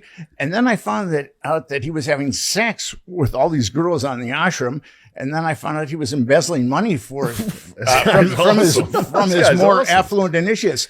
And I was thinking to myself, that guy must be really spiritually developed. if he's got to do all that just to stay on this plane of reality. I think that's why I sold weed for so long. Yeah. That was a bit of a Swami. No. Yeah, I always find that intriguing when people end up on, because they seem like a cool place to live. It's just a place you would go. Rather than like a Christian youth thing, it would just be like. I'm fairly certain every single one of those is that. What do you think? I don't know if I've heard of one story. You'll be smirching all the masters. I've never heard of one guru that wasn't definitely banging a bunch of the people. Yes, that's what I concluded. Because I looked into a lot of different gurus after that, and they all have lower chakra problems. Really? Every guru has lower chakra. They're old, ugly Indian men, and then they they're trying to get bobs in Begin, and they found the best way to get bobs. That's true. And then they come here, and they have all these beautiful young American women who are spiritually starved, throwing themselves at these, and then it's too much temptation. Yeah, how could they resist? Yeah, it's like I found a book. Chakra. I found a book in a used bookstore one time. They write really good books though. Like I read, this was by a priest, and it was like one of the best little books on spirituality I ever read. And I'm like, I got to Google this guy, pedophile. I was like, motherfucker. Damn it. Yeah. Well, I read Rama's books, and I was really fascinated by them. And So, I mean, that's why I ended up at that ashram. So what do you want to get into first here? Because I read the beginning of I read about half of the Franklin scandal. And like I said, I was falling asleep. I listen to audiobooks at night. So I was listening to the Franklin scandal at night, and it was fucking me up. Like every night I was like, Jesus Christ. And then I would start, I never went to sleep. I would just start Googling things like the Finders. Immediately I started Googling that. And then I started going into like Pizzagate because it was in DC and they were attracting this. Like, then I was like, is Pizzagate real? Like, it just every time I started reading, is Pizzagate real? I have no idea on that one. I'm agnostic towards pizza. With my philosophic training, I studied philosophy in college. I try to approach everything agnostically. I really try not to make judgments on something, even though it may seem like a tautological truth. I try to withhold judgment. And with Pizzagate, I'm agnostic. Yeah. Gotcha. But with the Finders, it was the same. I mean, I was listening to you talk about it, but it was the same thing where it's like once you explain, like 6 children were found with 2 dudes in suits. Were they wearing like suits? Yeah. And the children are all malnourished, enough so that just a regular person called the cops when they saw them. Concerned citizens. And then they got nothing. It was like, yo, this is very weird. And then, there's no way they were like, no, we're just making sure they're good. We just like to dress nice, and we didn't have the budget for their clothes yet. And the guys wouldn't talk, right? When they were getting They had interrogated. the card ready, to be like. And one guy actually went unconscious when the police started to grill him. He went into a satanic trance. he played I don't know possum. if it was satanic, but he just went unconscious. Yeah, It's a good way to resist. It's in the U.S. I might do that to my wife. Just dead weight. She starts talking to you. Get a card. You might have to hook your wife up with the Finders, which I know might be I don't know if I'd advise that, but you never know. That is crazy because you can do that. There's a lot of people, I'm sure you know this, who are delighted in being like, that's all a bunch of bull. They don't want to hear any of it whatsoever. But that's like, how much of it is like as you say, like some of it's conjecture, some of it is like how much of the stuff you've done is like ends in kind of like some nebulous weird stuff, or like what's like factual anyone could take and be like, this actually happened. I mean, the Franklin scandal, I was very, very cautious with it and very, very careful. I wanted to nail everything because I knew what the book that I was writing was so antithetical to people's mundane reality that it was going to be met with a lot of skepticism. Mm-hmm. So, but what happened with me with the Franklin scandal is I was able to score, like there were 3 grand juries that covered it up. There were 2 grand juries in Nebraska and 1 grand jury in Washington, D.C. Now, I don't know if your viewers are familiar with the grand jury, but grand juries are infamous for covering things up. Actually, like there was a grand jury in Florida looking into Epstein that said that Epstein hadn't molested a single child. What happens in a grand jury is a special prosecutor is chosen. And then grand jurors are just regular people that have come in to do jury duty, and they've been funneled to a grand jury. And it's not adversarial. The special prosecutor picks the evidence that is shown to the grand jurors and calls the witnesses. So special prosecutors have a tremendous amount of power over grand jurors. And actually, there was a New York judge that had a famous quip that grand jurors have so much power, or special prosecutors have so much power over grand jurors that they could get them to indict a ham sandwich.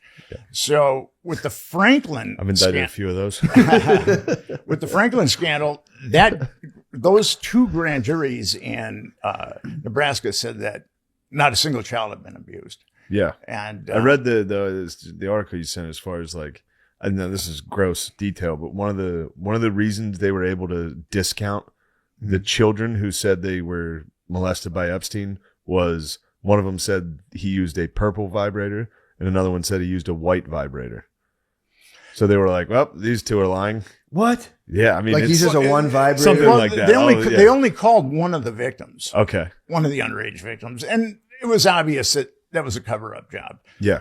And it's really a shame that most Americans, because when you think of a grand jury, you think the gods of jurisprudence have spoken, but that's not the case at all. It's just a special prosecutor that's been chosen to show grand jurors what he thinks is compelling evidence. Yeah. And that's where a lot of cover-ups take place, is in grand juries. And then everything is sealed in a grand jury.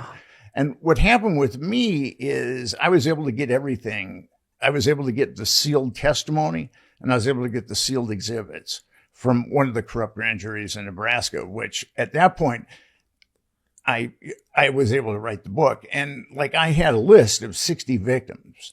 So it was up to me to find the victims. And that was tough because a lot of those kids, and you see it with Epstein too, you see it with a lot of pedophile networks, a lot of the kids come from lower socioeconomic backgrounds and dysfunctional families, and that makes them ripe for predators. In this case, with the Franklin scandal, Lawrence King, and also Craig Spence, and with Epstein, Jeffrey Epstein, and all the predators that were around him. So finding them was very, very difficult because a lot of them had just dropped off the plane, just dropped off the planet because these kids were from really dysfunctional backgrounds, poor backgrounds, and they were given money and repeatedly molested. And then once they lost their youthful marketability, they were expunged by the network. And they went on to become criminals to support. They were all drug addicts. Yeah. Or most of them were drug addicts. So they became criminals and then they ended up in prison. So it was very difficult to find a lot. A lot of them never really used their social security numbers. So, and I found them in projects. I found one in a homeless shelter. I found one in a prison. I mean, they were difficult to find. Messed up. Yeah. What are they? How like? Are they like excited to talk to you, or are they just kind of like, who are you, or like, how did you get to like have them actually talk to you about this stuff? Well, you've got to be patient and you've got to be compassionate. I mean, I was very compassionate to all the victims that I met because of what they've been through. And it's a matter of trust. I mean, you've got to build up trust with them. Sometimes the trust comes immediately, and sometimes it takes a while to build up the trust. But once you build trust with them, they will, tell you about the worst horrors of their life. So let's get what happened with the Franklin scandal. Yeah. So with the Franklin scandal, it was a large interstate pedophile network that was that flew kids from coast to coast, but a lot of and I also got flight receipts, like 200 flight receipts. A lot of the planes that they rented or chartered went to Washington, D.C. And in Washington, D.C., there was a lobbyist power broker named Craig Spence. And he was a CIA asset, and his house was wired for audiovisual blackmail. I get into his reality pretty heavily in Confessions of a DC Madam, and I also get into it in the Franklin scandal, but a little more in Confessions of a DC Madam. Well, so, Gardini, does his mic have to move up a little bit towards him? Tiny bit. Just you can slide this thing down. Let me see. The Wild Wild West. Right. So these pedophile parties would happen at Craig Spence's mansion in the Kalorama section of Washington, D.C. And it would be like pretty much a straight political party initially, where there would be Washington, D.C. literati and glitterati and power brokers and politicians. Clarence Thomas. They would attend these parties. But then like maybe at 10 o'clock or something, someone would fire up a joint or something sexually inappropriate would happen. And these people have been plied with alcohol. So if someone wanted to stick around for the after party, then they would be compromised. So you see like the level of grease a person could handle. Like Yes. the girls would come out, They would get me. bust out a line. Yeah. I'd be hammered doing. Yeah, they'd get me. So it's, They'd get me. You don't want to say that. I'm truthful. I only deal in truth. so They would get me, dude. So didn't it go all the way back to like to the start of the Franklin scandal stuff? It went back to Vietnam, supposedly. Well, that was like the King origin? and the two primary pimps, Lawrence King and Craig Spence. King during Vietnam, King was in Thailand with a security clearance, a top security clearance, and Craig Spence was in Vietnam as a reporter for ABC. So they were both in Thailand at the same time. I'm surmising that, and this is just my surmise, I'm surmising that both of them were molesting kids in Southeast Asia. And then ultimately the dark corner of intelligence that does this type of stuff got a hold of them and said, you can either do time or you can work for us. Yeah. Because when both came back to the United States of America, I mean, they were both from working class families, and all of a sudden their careers just went exponentially high. So I'm thinking that was probably the deal that they made while they were in Southeast Asia. Yeah. Gotcha. And it's the Franklin scandal because Larry King was in. Lawrence was E. King Omaha. Owned he was the general manager of the Franklin Credit Union. Yeah. And it was like his personal ATM. It's kind of interesting. The feds, you're supposed to be audited every year if you run a credit union, but he hadn't been audited in 4 years. So shortly after George Herbert Walker Bush won the presidency, the Franklin Credit Union was raided by IRS and FBI, and there was $40 million missing. But basically that credit union was a cash machine for Lawrence King, but it was also a front for this interstate pedophile network that they ran together. And he was definitely pimping. Absolutely. Both he and Craig Spence were pimping. And ABC reporter? Yes. Craig Spence was the guy who ended up in Washington, D.C. Oh, shit. So yeah. He was the one who was having the parties. Oh, so that was the guy who was hosting the functions. I mean, the parties were all over, but Oh. but Spence's the intelligence, like I said, the dark Gotcha. corner of intelligence that does this type of stuff had installed the cameras, the hidden cameras. And Epstein, now this is kind of interesting. Maria Farmer, who worked for Epstein, said that Epstein showed her the secret room where men, as in plural, were monitoring all these monitors, and that all the bedrooms and all the bathrooms had hidden cameras. So that setup was very much like the setup in Craig Spence's house, where both places were wired for audiovisual play. Yeah, so Craig Spence was the Epstein of this particular story. Yes. Yeah. Oh, I got you. He was the party boy. He was the party boy. Cool guy. He was a cool guy. He was a cool guy, dude. He was a cool guy at the operation. He was. Rockstar. Craig Spence was the Prince of Darkness. Yeah. Was he into Satanism too?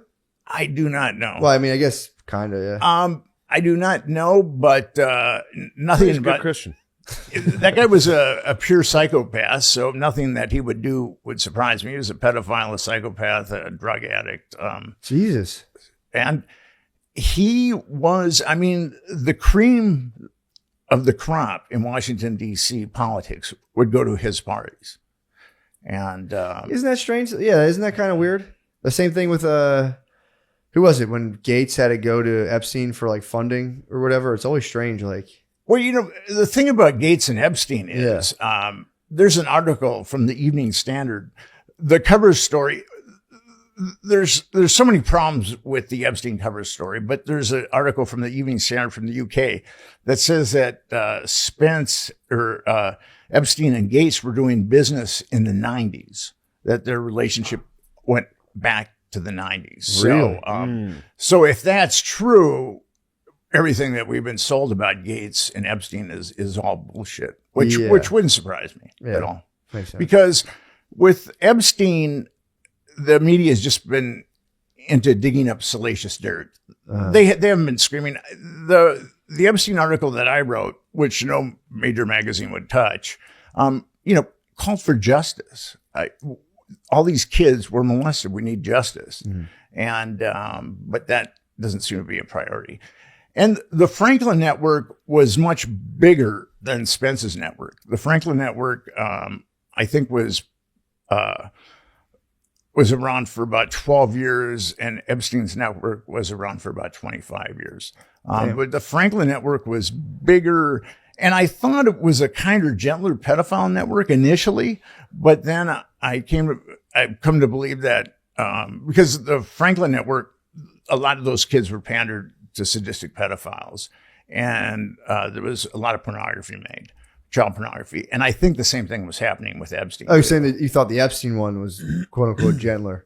Yes. Oh, And, okay. but now that I've gotten to know the Epstein network pretty well, Yeah. Epstein was pandering girls under the age of 10. 2 8-year-olds that I'm aware of, but I'm my sure God. that there were more. And he was also pandering these girls to really sadistic pedophiles. Or some of the clients were very sadistic pedophiles. Yeah, because perpetrators. didn't his first case get sealed in the same? Was that sealed in a grand jury as well? Yeah, that was the one in Florida. Yeah, that was one. Epstein was like, And he got correct- in trouble. I could be wrong here, but it was like it was going to be tried like a regular trial, and then Rick, what's the guy's name? He came in and said, "No, let's make it a grand jury," so it was sealed. Well, that Something was like that. that was Barry Kirshner, the state attorney. What happened there was a 14-year-old girl went to the Palm Beach Police Department with her parents, and she said that she'd been molested by Jeffrey Epstein. And the Palm Beach, and she described Epstein, she described his house, she described his anatomy. And the Palm Beach Police Department started a year-long investigation into Epstein at that point. And what happened after that year investigation is that they felt like they had statements from 5 victims, and then they had 12 corroborating statements. Yeah. So they were immediately going to arraign him on 5 counts of child abuse. But then that case got taken away by Barry Kirshner in the state of Florida. And then there was a grand jury, which is very strange because usually grand juries in Florida are reserved for capital cases. Mm-hmm. So, and then that grand jury found that Jeffrey Epstein hadn't molested a single child. And only one of, and here's the thing with that. The Palm Beach Police Department had the statements of 5 underage victims, but they were aware of 17 more. So there were the Palm Beach Police Department was aware of 23 underage victims. And that prosecutor only called 1. So it's very obvious to me that that was a cover up. Jeez. And then the matter was sealed. But didn't he have a sex offense under his belt after that or something? Well, here's what happened. So when that grand jury came back and said that Jeffrey Epstein hadn't molested a single child, Michael Ryder, who was one of the heroes in this story, he was the chief of the Palm Beach Police Department. He got very vociferous. He raised Cain. He said, and he went to the feds, and they said, this is obvious malfeasance by this grand jury, and you've got to do something about it. So the feds were going to get into it. They were going to arrest Jeffrey Epstein. Well, they were talking that there was going to be a grand jury, and then all of a sudden the grand jury was adjourned, and there was this really unctuous deal made. And I've got the emails between the assistant U.S. attorney and one of Epstein's attorneys, Jay Lefkowitz, and Anne-Marie Villafana was the assistant U.S. attorney. And they're talking about how they can minimize Epstein's sentence. And then one of the emails says, and the deal that they made was so corrupt that they had to go to a special magistrate to sign off on it. And basically what that deal did is it exonerated everyone. It exonerated the procurers. It exonerated the perpetrators. Jeffrey Epstein had to plead guilty to a single count of child abuse. He was sentenced to 18 months in a county jail. He did 13, and he had his little wing of the jail decked out like the Taj Mahal. So, he could go out during the day. So he was molesting girls during the day while he was, supposedly doing. No. He was doing like time. nights there? Or Yeah, he weekends? only had to spend nights. What? What? Yeah. Also, and this was 2008. He got arrested. He did serve time technically in 2008 for what, like 13 of the 18 months. Something like that. he did 13. But here's the deal But then with he that. kept hanging out with all these people. But here's the Yeah, deal that's what with I'm that. saying. Yeah. BG Okay. was hanging out with him after Bill that. Gates was still chilling. Yeah. The feds had a list of 32 Epstein victims. 32. And they did nothing with any of that. And according to Alexander Acosta, who is the U.S. attorney in the Southern District of Florida, he was told to back away from Epstein because Epstein was quote unquote intelligence. So, and to the kind of power that is required to get a U.S. attorney to stand down can be done by 2 people. It can be done by the attorney general. It can be done by the president. So that's how high the strings were pulled. Same with Franklin. The strings were pulled at the very apex of power. Jesus, man. That's terrifying. That's fucking terrifying. It doesn't speak well of our society. Yeah, I want to see you on Good Morning America. I mean, Yeah. But it's, I don't know, isn't it just, they're just clearly intelligence? Like there's no real debate here anymore, right? Well, it's kind of interesting. How else could this be done? New York Magazine conscripted 6 quote unquote experts on Epstein, and I was one of them. And I cut my teeth with Epstein in 2012, and I acquired his black book in 2012. And I tried to sell an article about his black book, and nobody in the mainstream media wanted to touch it. Finally, Gawker touched it, and then we put his black book up on the internet along with a bunch of his with all the names and What stuff. was in there? what was in the black book? the names the names went to Mount Olympus. Yeah. In the black book, he had like 22 contact numbers for Clinton and 17 contact numbers for. Why would they keep a book? I don't understand why they would keep a record of that. Probably so you don't get killed in prison. Yeah, maybe. Yeah. It's people like that are very arrogant and they think that they can get away with True, everything. yeah. I mean, they've had Jeffrey Epstein had been trafficking children probably since 1995, and actually he was the first time he was reported was 1996 to the FBI, and nothing happened. So he thought that he could do anything he wanted. Yeah. And the one thing that was interesting, the guy who got the black book, who took it out of there, who took it out of Epstein's possession, I think he got 18 months in jail. He got the same punishment as Epstein did for removing the book. Except he had to go to except he had to go to a real prison, a federal prison. Federal prison. What? It's the guy who stole the black book. Yeah, and I'll let him tell it. Alfredo Rodriguez purloined. He was Epstein's house manager and purloined the book, and it ultimately, and then he tried to sell it to a lawyer that was launching civil suits at Epstein because he was representing these underage victims, and it's pretty interesting. So Alfredo Rodriguez approached the lawyer. The lawyer went to the FBI. The FBI did a sting and got the black book. And then that's kind of how I got the black book. Can't really give out the source, but Alfredo Rodriguez circled the names of people that he felt were part of Epstein's network. And there's a lot of names that are circled. And it's kind of interesting. Virginia Giuffre, who was one of Epstein's victims, has named a number of the same people in her lawsuit documentation. Who were some of those people? If you she named Ehud Barak, Alan Dershowitz, and both of them are circled. Prince Henry, right? Prince Andrew.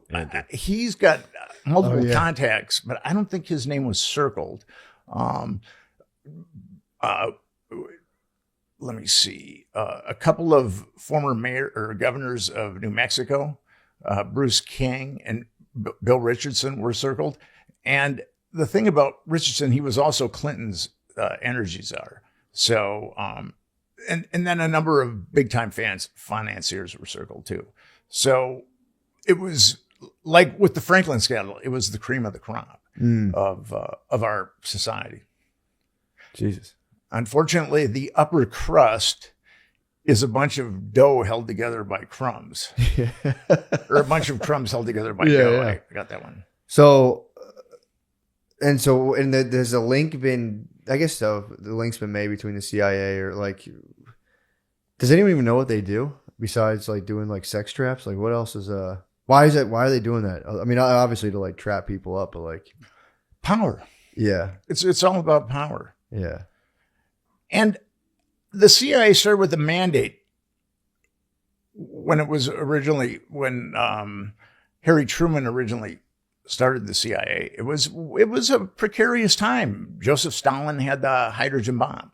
And Joseph Stalin was someone who had zero appreciation of humanity. But what happened there was the CIA started its own funding mechanisms, and then also the honey traps, because they felt it was too important, that fighting communism was too important to be left to politicians. So that's where this really dark part of the CIA comes in. Yeah. Is the various types of schemes to make money, and then also the honey traps.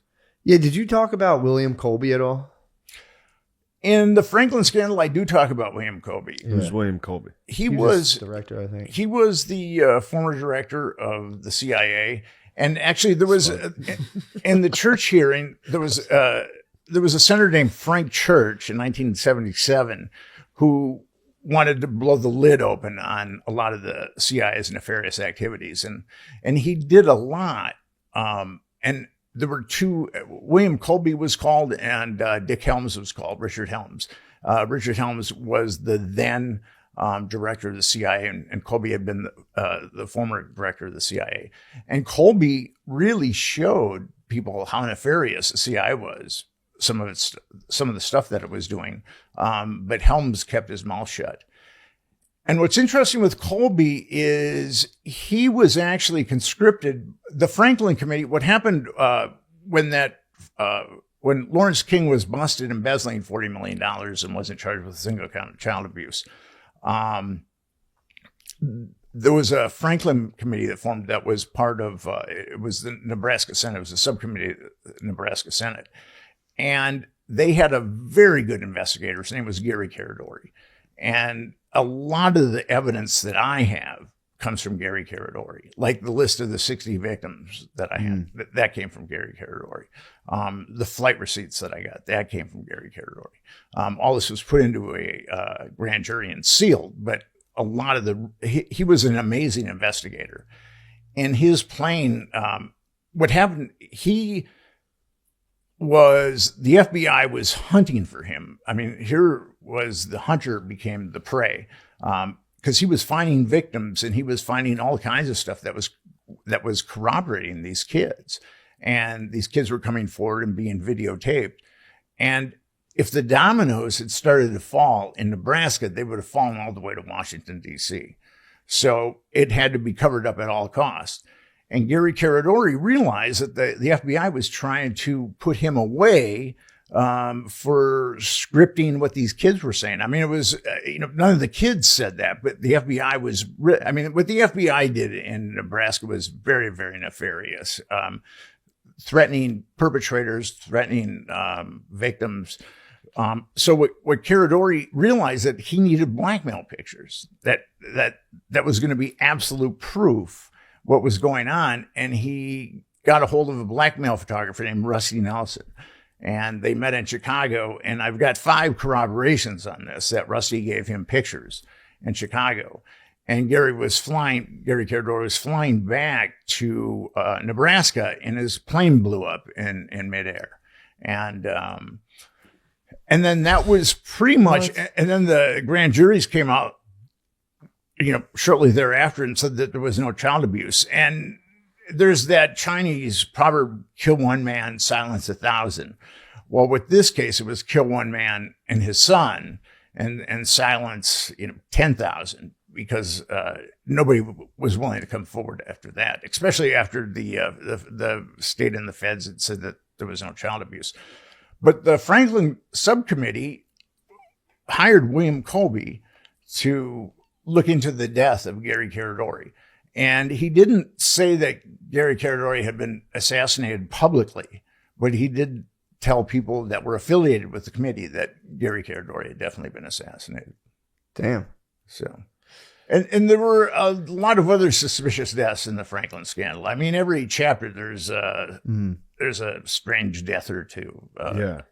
Pseudo suicides and things like that. Yeah. Jesus Christ, man. That's nuts. And the Rusty guy, that's the guy you were driving with and got pulled over with? Yes, I was. I myself was looking for blackmail pictures, and which I don't know if that was very prudent, but I was. And Rusty said that he had some. Now, Rusty is a guy that he takes blackmail pictures of adults and children engaged in sexual how do you get into that? I guess. Yeah. How do you get into it? Water rises to its own level, I guess. I mean, it's like, so,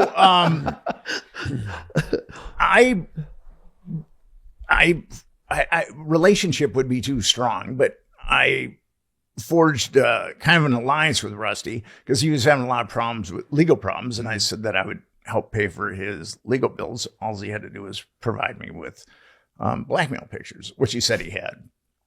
So he took me on a wild goose chase to get blackmail pictures, and we didn't get any. And then I was driving him home on this desolate highway, and we got pulled over. And I started the Franklin scandal out with this is the cops, I show the cops my ID, and he doesn't even look at it. He says, get out of the car. And then he deposits me in his car, and then he runs me through, and I'm clean. But then he runs Rusty Nelson through, and then there's a lot of numbers after him, and I'm sure that they weren't nice numbers. So they take Rusty out, and then they rip apart the car that I rented, and all they found was my ginseng root. So that was about it. But Rusty gave me a lot of insight. I would never use Rusty as a sole source, but Rusty gave me a lot of insight because one day I asked him, how does this work? And he said, it's like you're on a yacht, and it's a beautiful day, and you can have anything you want on this yacht. But if you decide to get off the yacht, the people on the yacht are going to make sure that you drown. So once you are compromised, there's zero motivation to come forward. And it's very interesting. I wrote about, in Confessions of a DC Madam, I picked out some politicians who had been obviously compromised. One was Larry Craig. And Larry Craig was a very conservative representative and then senator. And he was in Washington, D.C. for 25 years. And he had the worst record of voting against gay rights, I believe, in the Senate, if not the worst, certainly up there. But he was getting gay escorts from Henry Vincent, who ran an escort service. Henry was the guy who I wrote the book with, Confessions of a D.C. Madam. So Craig was getting escorts from Henry, and then he was getting escorts from elsewhere because Kirby Dick's film, Outrage, talks about Craig getting escorts elsewhere. And then Craig was busted in an airport bathroom in Minneapolis trying to pick up a vice squad cop. So here's a U.S. senator. Here's a U.S. senator trying to pick up someone in a bathroom. I mean, a U.S. So how hard would it be to compromise that guy? Yeah, true. I mean, a kid doing an after-school, project with a smartphone could compromise Larry Craig. So wait, he was in an airport? Easily. He was in an airport. His flight get delayed. He was like, you know what? It's kind of interesting. The old foot tap in the bathroom. Yeah, it was the foot tap because I'm from Minneapolis, and I've been to that airport innumerable times, and I was going to the bathroom once in one of the stalls, and somebody next to me was slapping his foot on the ground, and I was thinking to myself, poor guy, he's got to have like a neurological disorder or something. You wanted to play. Yeah, he saw your shoes. Now, an interesting guy is... Thought you were fair game. I would have been pissed. And this is kind of interesting. Dennis Hastert he was the Speaker of the House for 7 years, from, I believe, 1999 to 2006. And he was a strong arm specialist, but he was a pedophile. He had been molesting kids going back 4 years. And there was a whistleblower named Sibel Edmonds who talked about Hastert because the FBI knew about Hastert going to a house of ill repute while he was Speaker of the House, a town in Chicago. So the FBI knew that Hastert was a pedophile, or chances are they knew that he was a pedophile. And for some inexplicable reason, they took him down. I don't know why the feds took him down, and he had to do some time. The only thing that I can think of is he was getting too greedy, and he was told to back off because he had a lobbying business that just exploded exponentially, especially with Turkey. So we don't really know the exact mechanisms of what he did to be taken down, but it was very strange, that whole thing. And then everything was sealed and there was gag orders. So I was really looking very hard into Hastert, but I just couldn't get any information at that point. Yeah, I mean, I could see the thing you're saying about the guys getting on to like the special crews. If you're like a rising star politically, you're probably feeling pretty good. You're like, I'm the man. I'm making money now. You know, all this stuff. And then someone's like, hey, come hang with the big boys. You smoke a joint with them. You're like, oh. Yeah. Like a girl comes out and like, yeah, by the way, she was 15. Yeah, you get You're done fucked. and they're like, yeah, she was 16. Yeah. It's like, We own you now. damn. Yeah, I mean, and it's that easy. Yeah. And when you think about like our politicians, they've got a potent psychological alchemy of power, lust, and arrogance, and nothing makes people stupid like arrogance and lust. Yeah. I mean, really smart people do unbelievably stupid Why are you things pointing to me? because of arrogance and lust. So, Arrogance and lust. Yeah, it's And- nuts. And then if you don't play ball, they can probably just block you out altogether anyway. If you're like, no, that stuff's not for me, they're like, all right, Yeah, well, I this think- guy's gonna lose. Fuck him. Yeah. but I've been in this realm for 20 years now. Mhm. And what Americans don't understand is that many of our politicians are compromised. Mhm. And take Epstein for an instance. With Epstein, he was blackmailing some of the most powerful men in the world. He had hidden cameras. When the Palm Beach Police Department searched his home in Palm Beach, they found hidden cameras. He had hidden cameras in his New York residence that Maria Farmer talked about, where multiple men were looking at the monitors. And his island was also wired for audiovisual blackmail. So so he was blackmailing people. And what people don't understand is a guy like Jeffrey Epstein, a guy who he's from a blue collar family in Coney Island. He's a college dropout. A guy like that cannot blackmail some of the most powerful men in the world because they have access. A lot of them have access to thugs and organized crime. Like Les Wexner is heavily enmeshed in organized crime. Who's And that? He was the billionaire. He owned Victoria's Secret. He was the billionaire that gave Jeffrey Epstein millions of Oh, dollars. right, yeah. And if Epstein was in fact He black, owned Victoria's Secret and he still had to go to the pedophile parties? it's It's like, bro, you have it. I mean, your Well, store, just the mannequins I would alone, just that's whack enough off for in the me. mall. Yeah, I'd be like, let me in the Just mall at night. yeah, just the mannequins alone. I mean, he's a old, frightening, scary looking dude. What? I mean, if I was a young woman and he showed up, I mean, I'd split. But anyway, Yeah. so there's no way that Epstein could have been blackmailing these people by himself. Right. There was obviously a large organization behind him that said to these people that were blackmailed, and Spence said the same thing with the Franklin scandal. If you come after this guy, there's going to be huge retribution. And that's what kept, I believe, Jeffrey Epstein alive. How many makes sense. how many types of those organizations do you think are running? Because I mean, they caught Epstein, Yeah. but how many of those do you think? Like, I mean, that has to be a pretty consistent. Yes, I think that networks like that are ubiquitous in the United States of America. Because of the writing that I've done the last 20 years, a lot of people have talked to me about these networks, and they want me to investigate them. And I'm only one guy, Yeah. so I tell them, I don't know if I can really help, because you can tell when you see major judicial malfeasance.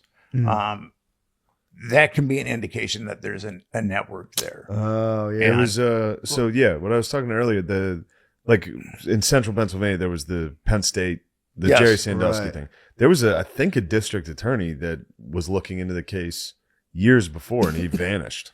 Yes, I mean, he there's was. yeah. He was found.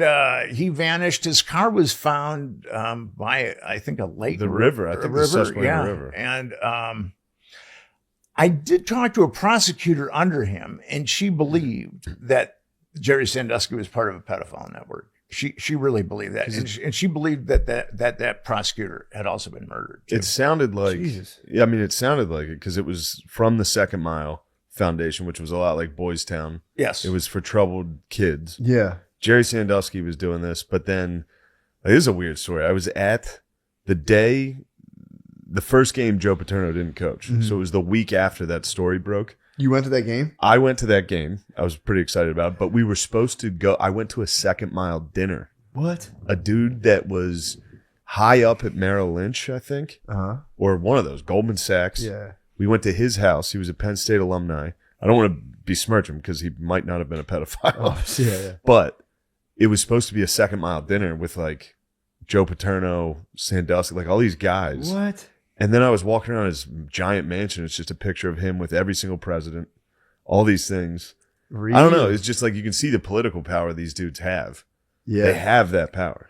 And then the one guy who's friends with all them is doing exactly what they were doing in the Franklin scandal, which is getting kids out of a orphanage type situation and banging them. He was a lower socioeconomic. Lower socioeconomic. Really give him the work. Yeah. Predators know how to And prey. then a district attorney just vanished. Was it a district attorney who Yeah, vanished? I can't think of his name, but yes. They found his laptop and the hard drive was taken out of it. I mean, dude. Like it was like, yeah.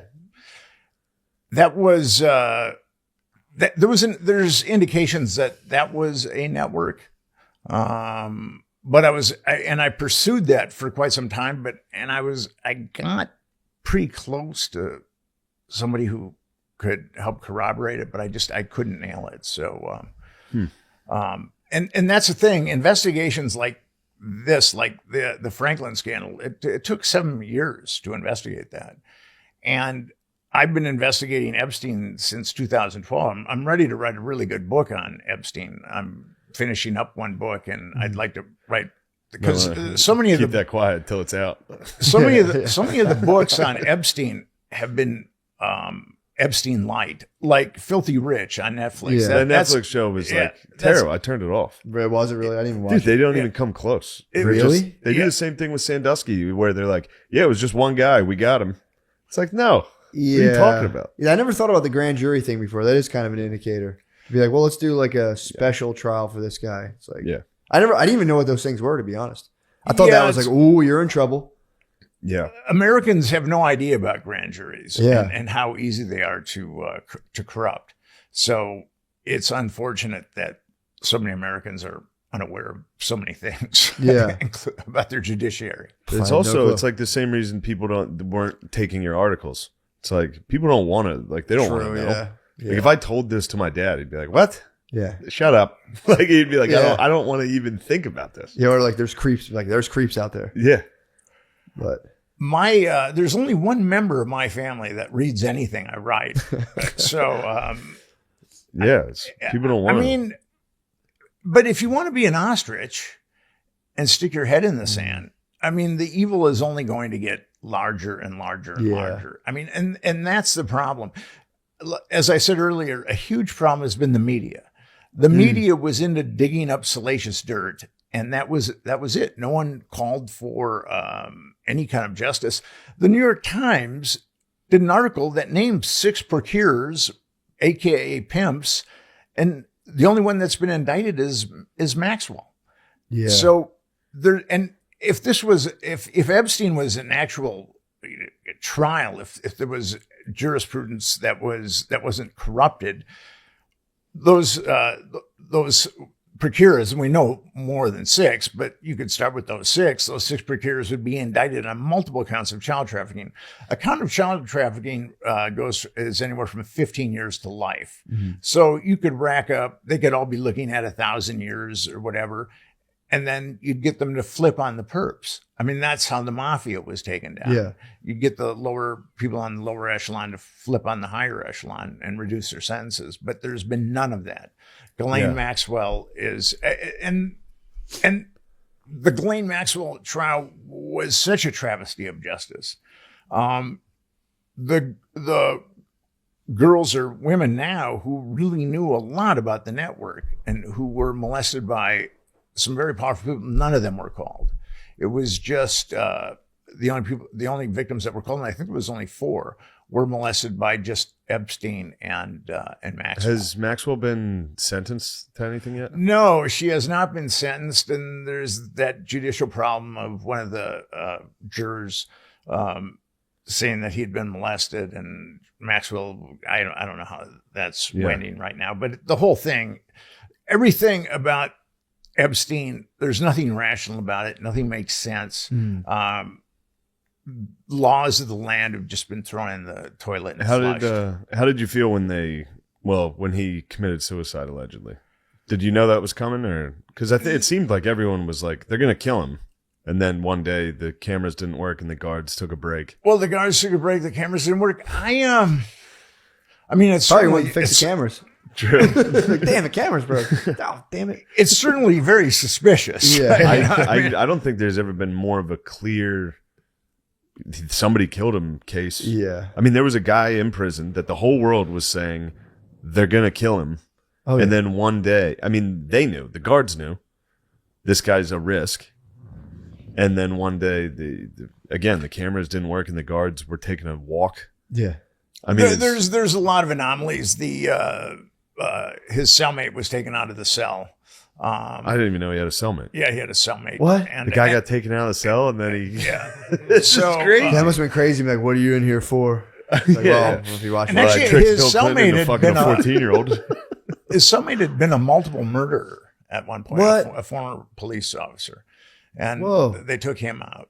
And what's kind of interesting, William Barr, our illustrious Attorney General, who helped. Now, this is kind of interesting. And this is where Franklin and Epstein connect. William Barr was Bush I's Attorney General after Richard Thornburg ran for the Senate. And Barr helped cover up the Franklin scandal. And then Barr played an integral role in covering up the Epstein scandal. Damn.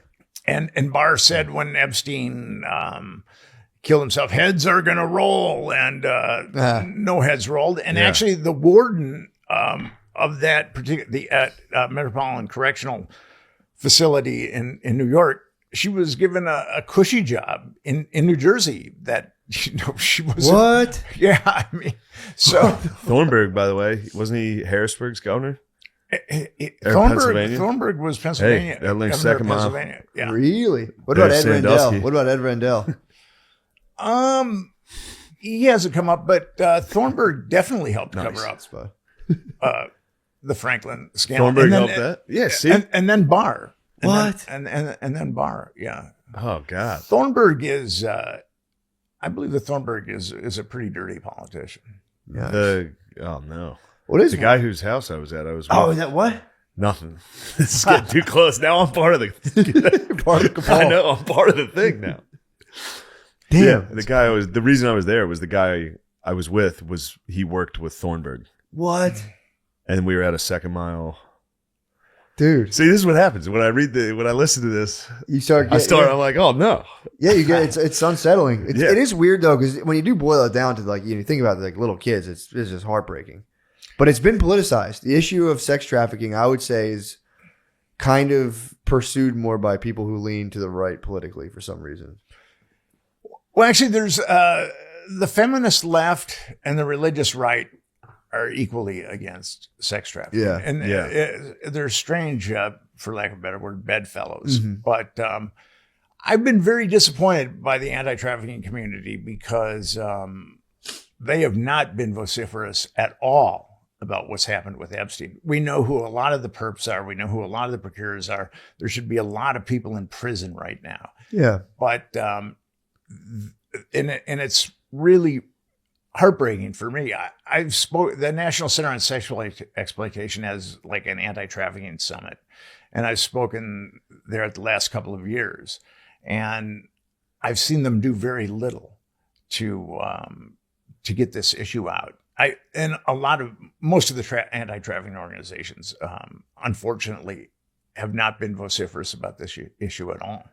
Yeah. So And it's heartbreaking to me because when the government doesn't work and when the media doesn't work, you've got a lot of anti-trafficking organizations. They should band together. I mean, if you're against child trafficking, you're categorically against child trafficking. Yeah. And here is an obvious case of child trafficking being covered up.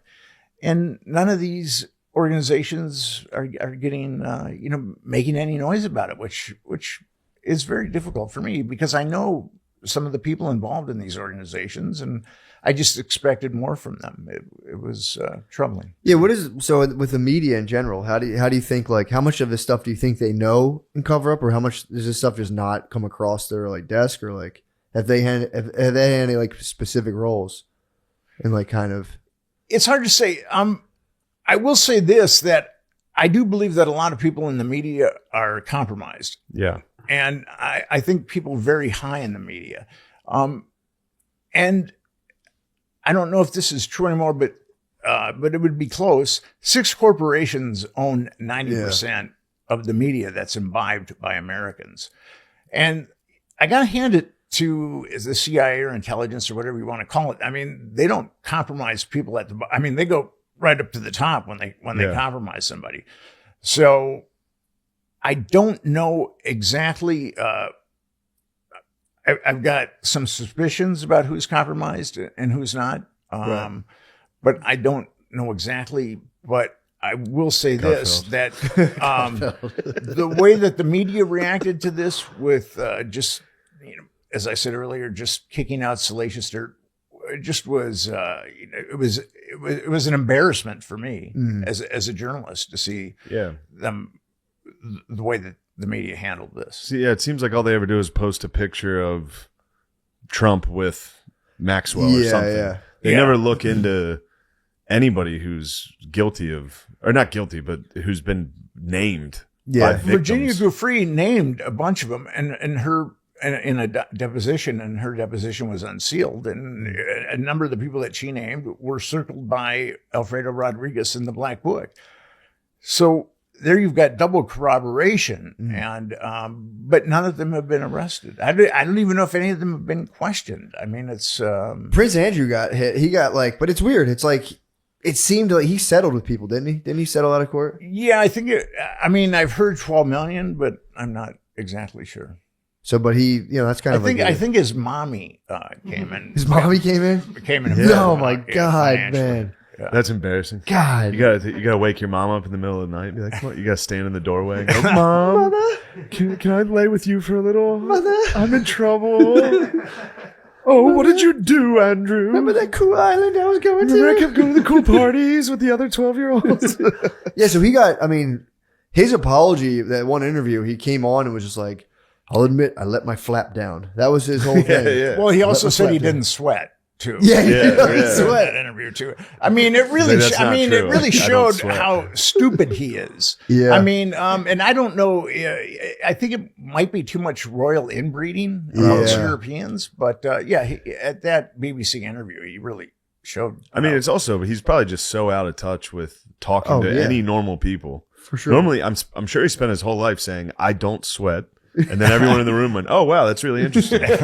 Not one person ever was like, "What?" Well, the messaging's weird because they're like, "I absolutely did not do that. I just apologized and let my side down. Also, here's $12 million." It's like, so wait, what did you do, dude? If someone's like, "You molested kids," I'm like, "No, I fucking didn't." Like, give us $12 million. I'm like, "No, I didn't molest any fucking kids. I don't have it." That's just the weirdest part to me when it's like, well, I absolutely did not, but I would apologize. It was a have anybody else, Prince Andrew, but have any of these other people that have been named come out and talked about it or been? Because anytime I see Bill Gates, although Bill Gates was never really named in those books, was he? Dude, he hung out with him for the weekend. No, I know he was on like the no, flight Bill logs. Gates wasn't. But I think that according, as I said earlier, that Evening Standard article said that Gates and Epstein go back to the 1990s. That's not great. If that's true, I mean, I don't see how Bill Gates could not be compromised. And Bill Gates has shown libidinous behavior amongst his employees. So really, yeah, and that's a good way to put it too. Libidinous behaviors. So nerd libidinous, rage, predatory. Yeah, it's nerd rage. So it's difficult to know. I mean, if Epstein and Gates go back that far, I do not see how Bill Gates could not be compromised. I well, he hung out with him. He spent a weekend at his place post indictment. After the first the- indictment. He was like, "Yeah, my bad. That was an oversight on my half. I needed money from him." Yeah, he's like, well, he's dead now. I know that was his thing. He said, well, he's dead now. So yeah, I mean, it's hard for people to wrap their heads around, because it doesn't mean like every single person in the government's corrupt. It's just there are psychos that don't get stopped, and I was there ever because I remember after the Epstein suicide, wasn't there another? Was somebody who did the autopsy that said this was conducive with hanging, or not hanging, self-hanging, but there was struggle. Yeah, there's been a number of people that have come out. Julie Brown of Miami Herald, who wrote the series of articles that really outed Epstein. She's convinced that Epstein didn't kill himself. But will there ever be an investigation? There's never been any investigation with anything with with Epstein. I mean, there's, the last time there was an investigation, it was the Palm Beach Police Department in 2006. I mean, that was the last time. I mean, the feds, as I said earlier, the feds had a list of 32 victims, and they did not indict Epstein on one single count of child abuse. And it's very obvious that Epstein, everything that he did had been covered up. And as I said earlier, the first known reports of Epstein, of victims going to the FBI, were the Farmer sisters went to the FBI in 1996. So Epstein had been covered up all those years, which is, and like with the Franklin scandal. The Franklin scandal was a huge network. It was bigger than Epstein's. Wasn't as was around about half as long as Epstein's, but it was much bigger than Epstein. According to federal and state authorities, not a single child had been abused. That there wasn't a network. I mean, and that shows you. And then with the Epstein stuff, that all the stuff that went on, like the cover up in 1996. And then the feds covering it up with the 32 victims. It shows how much power had to be deployed to cover that up. And as I said earlier, the only two people that can tell a U.S. attorney to stand down are the attorney general and the president. So someone is, as I said earlier, someone is pulling strings at the apex of power to cover that type of. So when whatchamacallit? When Lawrence King got busted, who was president then? That was George Herbert Walker. That was, Bush. and he said he was friends with Bush, right? Yeah, he was friends with everybody. Did he have? Was there things about like the White House tours and like Bush having kids in his house or in the White House? Well, Craig Spence, who we talked about earlier, the sociopath that lived in Washington D.C., he took kids and male prostitutes on midnight tours of the White House. What? Yes. And he's getting hot dogs and pizzas to the White House. That's from Chicago. And that has been corroborated. Really? Yes. Yeah. Male prostitutes going to the White House. Yeah. That's nice. This is all bad. And at least one underage victim. One? At least one. Yeah. So just hanging there, or like did they say like what, like there was like night out, like you check this out? Or do they imply? I think Spence just wanted to show some people how much power he had. Jesus, and, man! After a night of partying or whatever they did, he said, "Well, I'm going to take you guys on a tour of the White House." And that's pretty awesome. No, like wouldn't there be like I guess there was no real ramifications sometimes. And George H.W. was just in there just his nightcap sawing logs. Yeah. Little did he know. There's a little parade. That's a fucked up That's parade. so fucking crazy. And the Washington Times broke that story, and the Washington Times also broke stories about Spence's home being wired for audiovisual blackmail. What being wired? Spence's home being wired for audiovisual blackmail. Okay. Gotcha. So, and unfortunately, the Washington Times is owned by Reverend Moon of Unification Church fame. They've done some amazing reporting, but they're tainted. And then the Washington Post did everything it possibly could to cover up Spence's pedophile network. Who owns the Washington Post? At that point, it was Catherine Graham. Okay. And now her son owns the Washington Post. Oh, no. Who's her son? What's Bezos own? I thought Bezos owned the Post. He owns part of the Post. Okay. Yeah. And then before that, Warren Buffett had owned part of it. Did you watch the show Succession? I did. What did you think about that in terms of like, because that's pretty much what most of the show's about, how people can just completely spin the media narrative and kind of just move politicians to their pleasure. I didn't think I was going to like it, but I kind of got into it. Yeah, it was a good show. Yeah. I mean, it just shows. And that's in a very fictitious sense. Sure. But I mean, I think it. All art reflects reality, and I think that show really shows that the reality of how easy it is to cover things up and to get away with unbelievable malfeasance. Yeah. And how many death threats have you received? Yeah. Because midway through this podcast, I was like, oh, well, we're going to get killed. We're definitely going to get killed. I've only had one. And now I've had some very strange stuff happen to me. But especially with my phones. Really? But I've only had one death threat. Yeah. What was the threat? Like knock it off or like? There was, so it's kind of interesting. Stop being a party pooper. We're having fun. Okay. So earlier I talked about living on an Indian guru's ashram, and someone who lived there, we maintained a friendship over the years, and he lived in Omaha. And my first trip to Omaha, I knew that something had gone down in Omaha, but I didn't think it was, big and malignant like it was. I didn't think that it was an interstate pedophile network. I didn't think that Boys Town was involved because Lawrence King was plundering Boys Town for underage victims. Jesus. I knew something had gone down. So I originally went to Omaha very skeptical. And I told my buddy, Burke, I said, I hadn't seen him for, I don't know, 4 or 5 years. And I said, yeah, I want to go to Omaha. And he goes, well, why do you want to come to Omaha? And I said, well, I'm looking into this story. And, he was a little concerned about my mental health at that point. Sure, yeah. But so, I stayed at his apartment and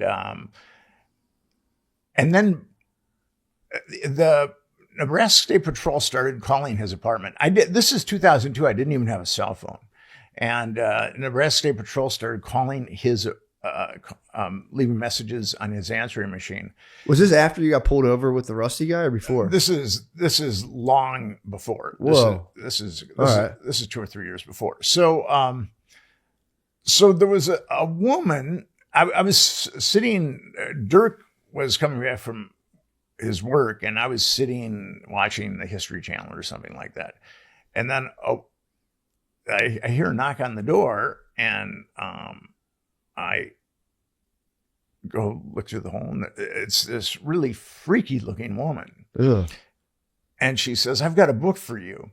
And okay, so by the time this happened, I'd interviewed a victim. I'd interviewed Rusty Nelson. I caught someone following me.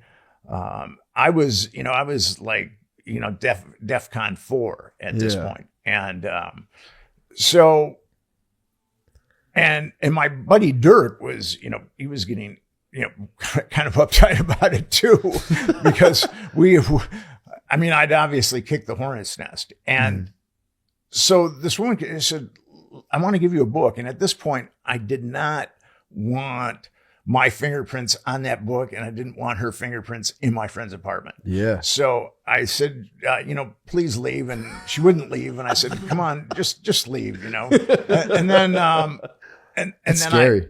And then I got her, and then she eventually left. And then my buddy Dirk came in with some groceries. We were going to cook dinner that night. And he goes, I saw this freaky woman. And I said, well, she's been, I've just been talking to her for about 5 or 10 minutes. And then, so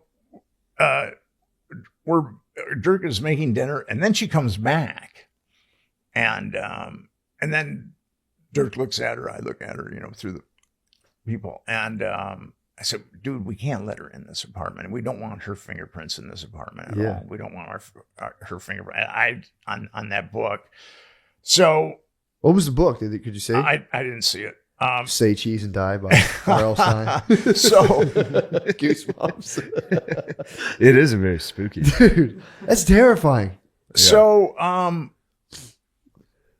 she decided to leave, but her parting shot was, you're in a great deal of danger. You're going to get killed. What? And now that really short circuited not only me but Dirk. You know, Yeah. Dirk realized, Yeah. you know, this is real. And Yes. so we had a very nice dinner that night, but we didn't get a lot of sleep. That was the part of the book that I was going to sleep, and then that story is told, and I was like, that's But that- very scary. That's scary. Having Because I know the crazy lady. look of a crazy, like, you know, looking through a peephole Yeah, and seeing a lady out there like Drew, Yeah. like that type of. Oh. They always stand like right up against the door. Yeah. I had a crazy Yeah. lady knock on my door. I think she was just genuinely just a crazy lady. And I opened the door and her face was right there. I'm like, ah. Yeah, very scary. Well, at that point, I'd gotten very cautious. And Yeah. like I said, I didn't want my fingerprints or Dirk's fingerprints. I didn't want so. Good call. But yeah, in an investigation like that, you've got to kind of think about, like, before I went and tried to get pictures with Rusty, I made a video of myself and I said, this is what I'm going to do. You know, if I get busted for these pictures, I'm in pursuit of this story. If I don't come back, you know, we obviously got the pictures. So, What do you do with that? Do you just like give it to your friends? And be like, hey. yeah, I give it to my. Okay, that makes what sense. I did is all my interviews, I put them on CDs. I gave them to everybody, Gotcha. and then all the documentation that I had, it's in 3 different areas. The So, scary part about it has got to be that they don't really care who knows. You know what I mean? Like the way they Yeah. did with Epstein. I mean, they blew up that guy's plane. Yeah. They killed Epstein in front of the entire country. Oh, yeah. Like it seems like they're really not worried about it. I think once they survive one news cycle, It's over. They're clear. It's done. Yeah. yeah, I think with my situation, I was a freelance journalist, and I think that other journalists had looked into that and they'd put heat on him, and that was the end Okay. of it. Mm. And so they just thought that that'd kind of be the end of Nick Bryant.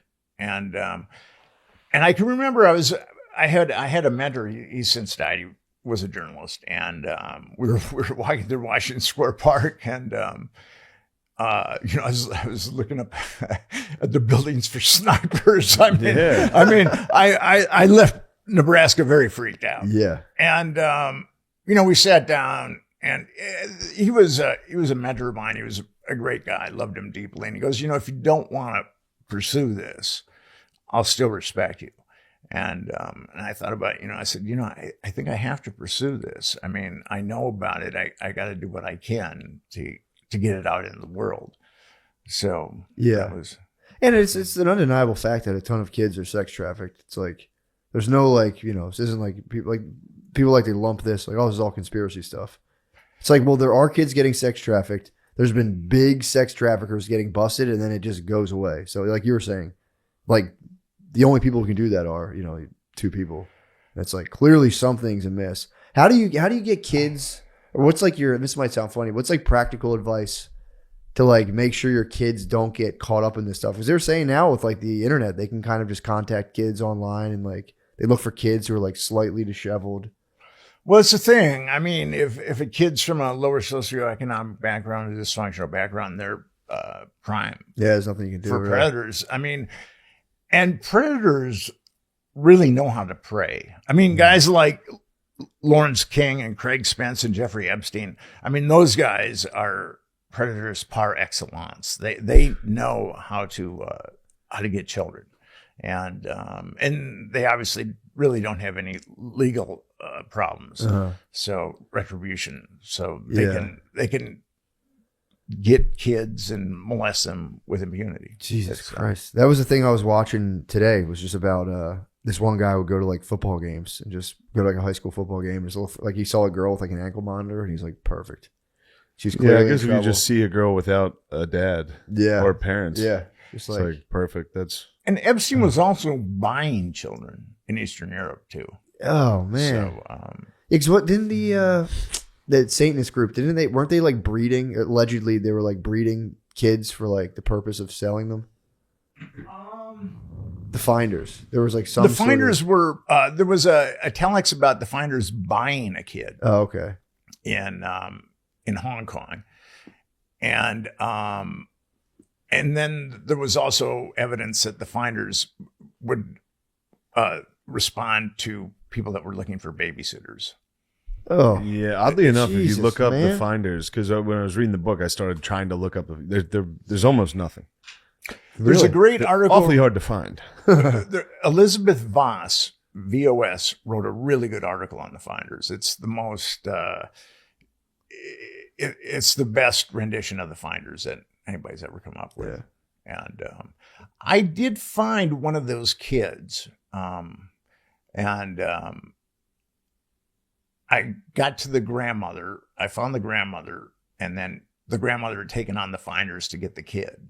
And the finders had really subjected her to, a terror, just a lot of terror. And but she's hung in there. She wanted her grandchild out of that cult. And I asked if the kid was only 17 at that time or 16. And I asked if she would mind if I interviewed the kid. And she said that she didn't want me to interview him. Gotcha. So I just, backed off. Fair enough. Yeah. So we're getting close to time here. Yeah. How about you got a book coming out? You said in July. I do. I've got a book You wanna talk coming about out. that at all? It's called the Truth About Watergate: A Tale of Extraordinary Lies and Liars. And what you'll see in this book is that the Watergate cover story is almost purely fabrications. And Woodward and Bernstein are pathological liars. I've got them nailed in so many lies. I mean, they even lie. I mean, they lie about important things, but like Bernstein's talking about, he's going out to talk to someone and he's in this storm. And then on that particular day, there's no storm. They're lying about inconsequential things like that. They're just telling lies. And Bernstein said that he was ducking a subpoena and hung out in a theater where he was watching Deep Throat. Well, actually, Deep Throat wasn't even shown, during that period in Washington, D.C. So there's so many lies. And Deep Throat, Woodward's, sagacious source. I really show how that's kind of impossible. Mark Felt, who was outed as Deep Throat after he was very suffering from dementia and wasn't quite there. And I do think that Mark Felt gave Woodward some information. But Mark Felt was living in, he got fired from the FBI.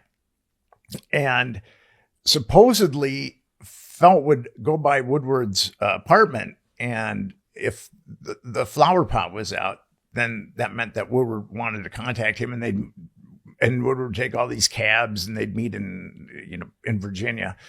And it's kind of funny because the real critical information that Deep Throat gave Woodward is when after Felt got fired from the FBI. So he's driving in from Alexandria, Virginia every day, looking up at the patio. But here's the kicker: Woodward's apartment faced a courtyard. I mean, you could not to see Woodward's apartment. You had to get out of your car and then walk 50 feet and look straight up.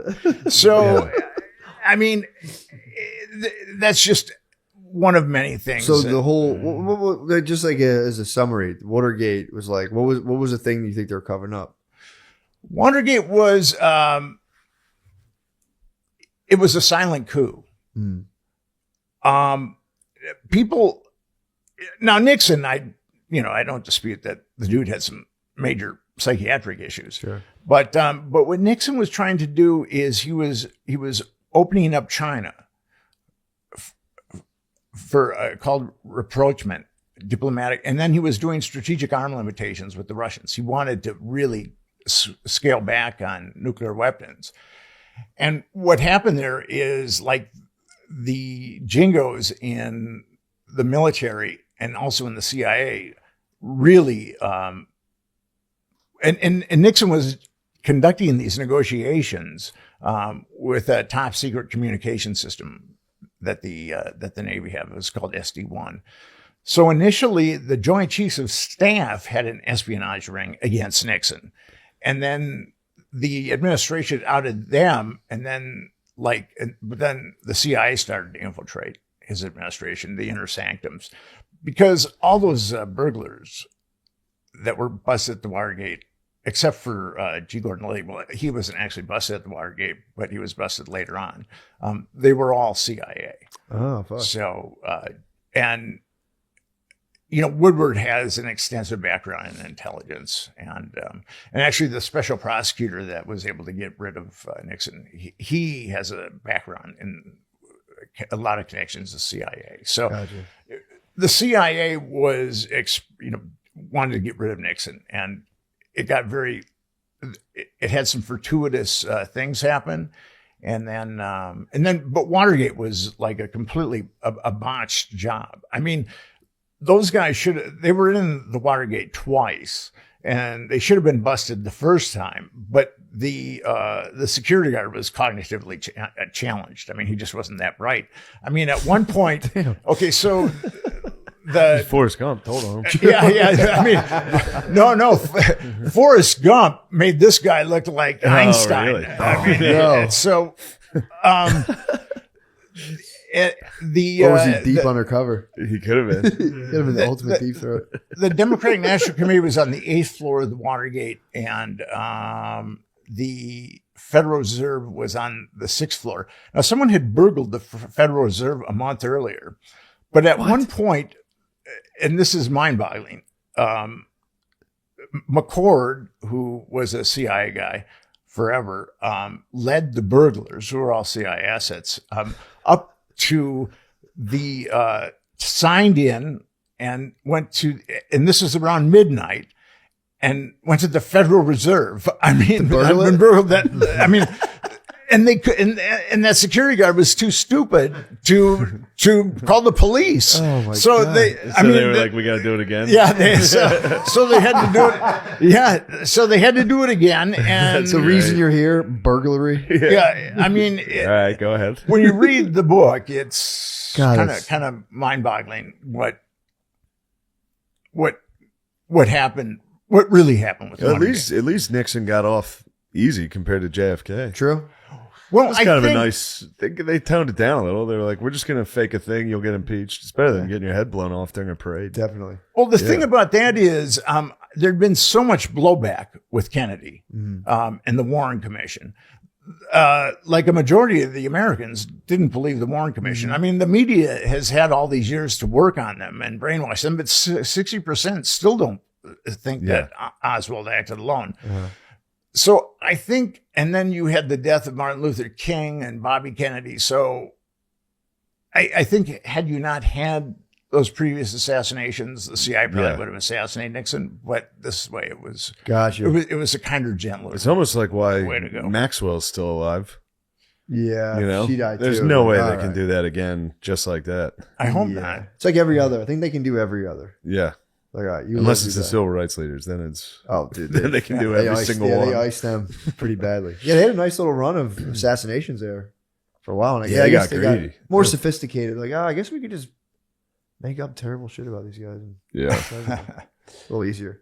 Well, I think that's it, Nick. Yeah. That was awesome, Dude, thank you That so was much. awesome. Thank you Thank so you. much. And Yeah, thanks for looking into all this stuff. It's pretty scary to do.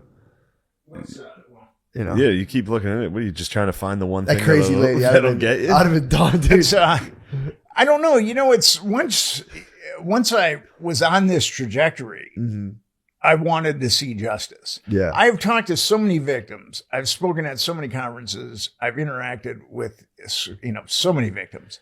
And I want to see them get justice if they possibly can. Yeah, well, it's funny with the feminists, too, because they talk about the patriarchy. And like, all right, here's a bunch of powerful men abusing children. And they're like, that's a conspiracy theory. And it's like, no, isn't that like your whole philosophy for how the world works? Like, no, that's conspiracy theory. It's like, no, there they are. Yeah, Lock 'em that's up. them. Here's their names. Yeah, because it's kids, man. It's little kids. It's like, and it's definitely happening. And it's, it's fucked up.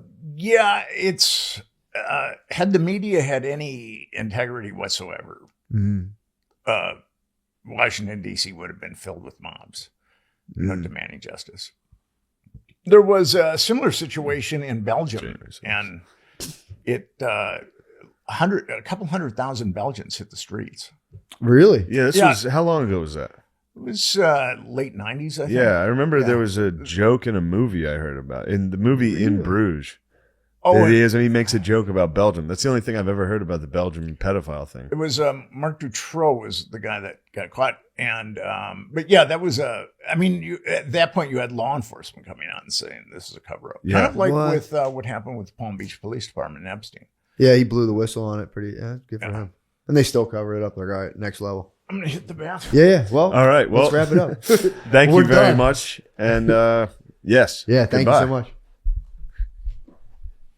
All right, well, that was our interview with Nick Bryant. Man, And I don't know about you. I feel spooked, and I'm ready for this definitely to get taken down For and sure. all of our money to be taken. possibly. They're going to kill me with the heart attack gun. You think so? Yeah. I've been talking about being fat and doing coke. Yeah. They're going to kill me with the heart attack gun. The sonic wave. You're jumping off a building. I think they'll let me eat true, or they'll just like MK Ultra me, let me go crazy. Yeah. That they might be. It might be good to keep me It'd be around. pretty easy to get rid of us. Oh, dude, piece of cake. Dude, all the knowledge we just acquired. Also, I almost get rid of myself just like walking my dogs and like listening to my headphones. I almost get hit by a car like once a month. Yeah, I'm gonna let the CIA off the hook here. I'm probably gonna have a heart attack. It probably wasn't them. Just be if patient. I do commit suicide, that was probably me. Look, I'm not saying I'm suicidal, but if I ever do it, I was probably pretty sad. There's a greater chance of me killing myself than the CIA. Yeah, I can Yes. see that. All right. That whole fucking thing was brought to you by Manscaped. Yeah, I Good call mean, to start sponsoring. hey, today, are you trying to Manscaped. start a honeypot and you Hey, want are you tired of your kids having pubes? All right. Are you? right. Do you I don't want to know if we rise to the highest of all levels, but don't want to grab underage girls? Sean, you have a show coming out Friday. Is it Friday that you have a show, or is it Thursday? Yeah, I have a show Friday Oh, at nice. Sesh Comedy. Sesh comedy. It's called The Doghouse. Bees can't come anymore because he's doing Harrisburg with you. Yeah. But instead we have Column, so come see all of our friends in Column on my Instagram. And then The Stand on Wednesday. Oh. I have Drip. We got Nick Mullen on there, Shane Torres, our pal Andy Malfarina, Yeah. a bunch of So very that's, funny that's comedians. Wednesday at the Stand. That's Wednesday, April 6th at The Stand Oh, at that's 7 gonna be a p.m. good show. You get to see Mall Dog. Yeah, please come. All the Um, stuff's on my Instagram, so that'd be the- nice. Thank you. 7th, 8th, and 9th, I'll be at the West Palm Beach Improv. Palm Beach. Whoa, Palm Beach Improv. Mar-a-Lago. The 14th, 15th, and 16th, I'll be at Good Nights in Raleigh. 22nd, 23rd, a little Nashville Comedy Festival. The 28th, 29th, and 30th, I'll be in Indianapolis, Helium. Here's the ones I got to get out because I haven't done a good job of advertising these. May 6th, Friday, May 6th, I'll be at the Academy 2 in Manchester, UK. Sunday, May 8th, I'll be at the Wardrobe in Leeds, United Kingdom. Monday, May 9th, I'll be in Glasgow at Oran Moor. Thursday, May 12th, I'll be in Dublin, Ireland at Liberty Hall. Early show sold out, not a big deal. Nice. Thursday, May 12th, there'll be a late show, also at Liberty Hall in Dublin. Friday, May 13th, this is confusing for a lot of people.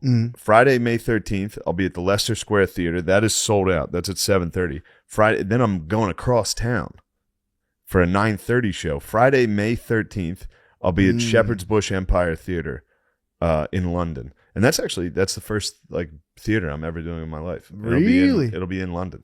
Damn. That'll be pretty sick. That'll be awesome. Shepherd's Bush Empire, May 13th. Please come to that. Blokes. Dude, you got to go full Peaky Blinder. I was Keep the razor blades in your hat, fucking. by order, the Peaky Blinder. You better come to my show, eh? I'll be in Austin April 14th at Cap City Comedy Club. Magooby's Joke House, Yo. April 21st, Timonium, Maryland. That's gonna be lit. That's gonna be fun. April 21st. April 21st, right after 420, dude. I don't know if I'm not. Is that a gonna be weekday so good. or I believe it's a weekday. I might do a believe little it's. guest spot? Dude, that would be so fun. I believe it's a. Fuck, I'm in gay Nashville. I think it's a weekday. I'm pretty sure it's a I'm in weekday. Nashville that whole week. And the big one, dude, the mother of all shows, Bananas Comedy Oh my Club. god! Bananas April is it sold out 29th yet? and 30th. I don't know. That's I gotta don't be think sold so. out. They would have told me. That's no gotta way. be sold out. April 29th and 30th, Bananas Comedy Club, Rutherford, New Jersey. Rutherford, How have you not North been able Jersey. to say Rutherford? Is it Rutherford or Rutherford? Rutherford. Rutherford. Yeah, it's Ruthford's.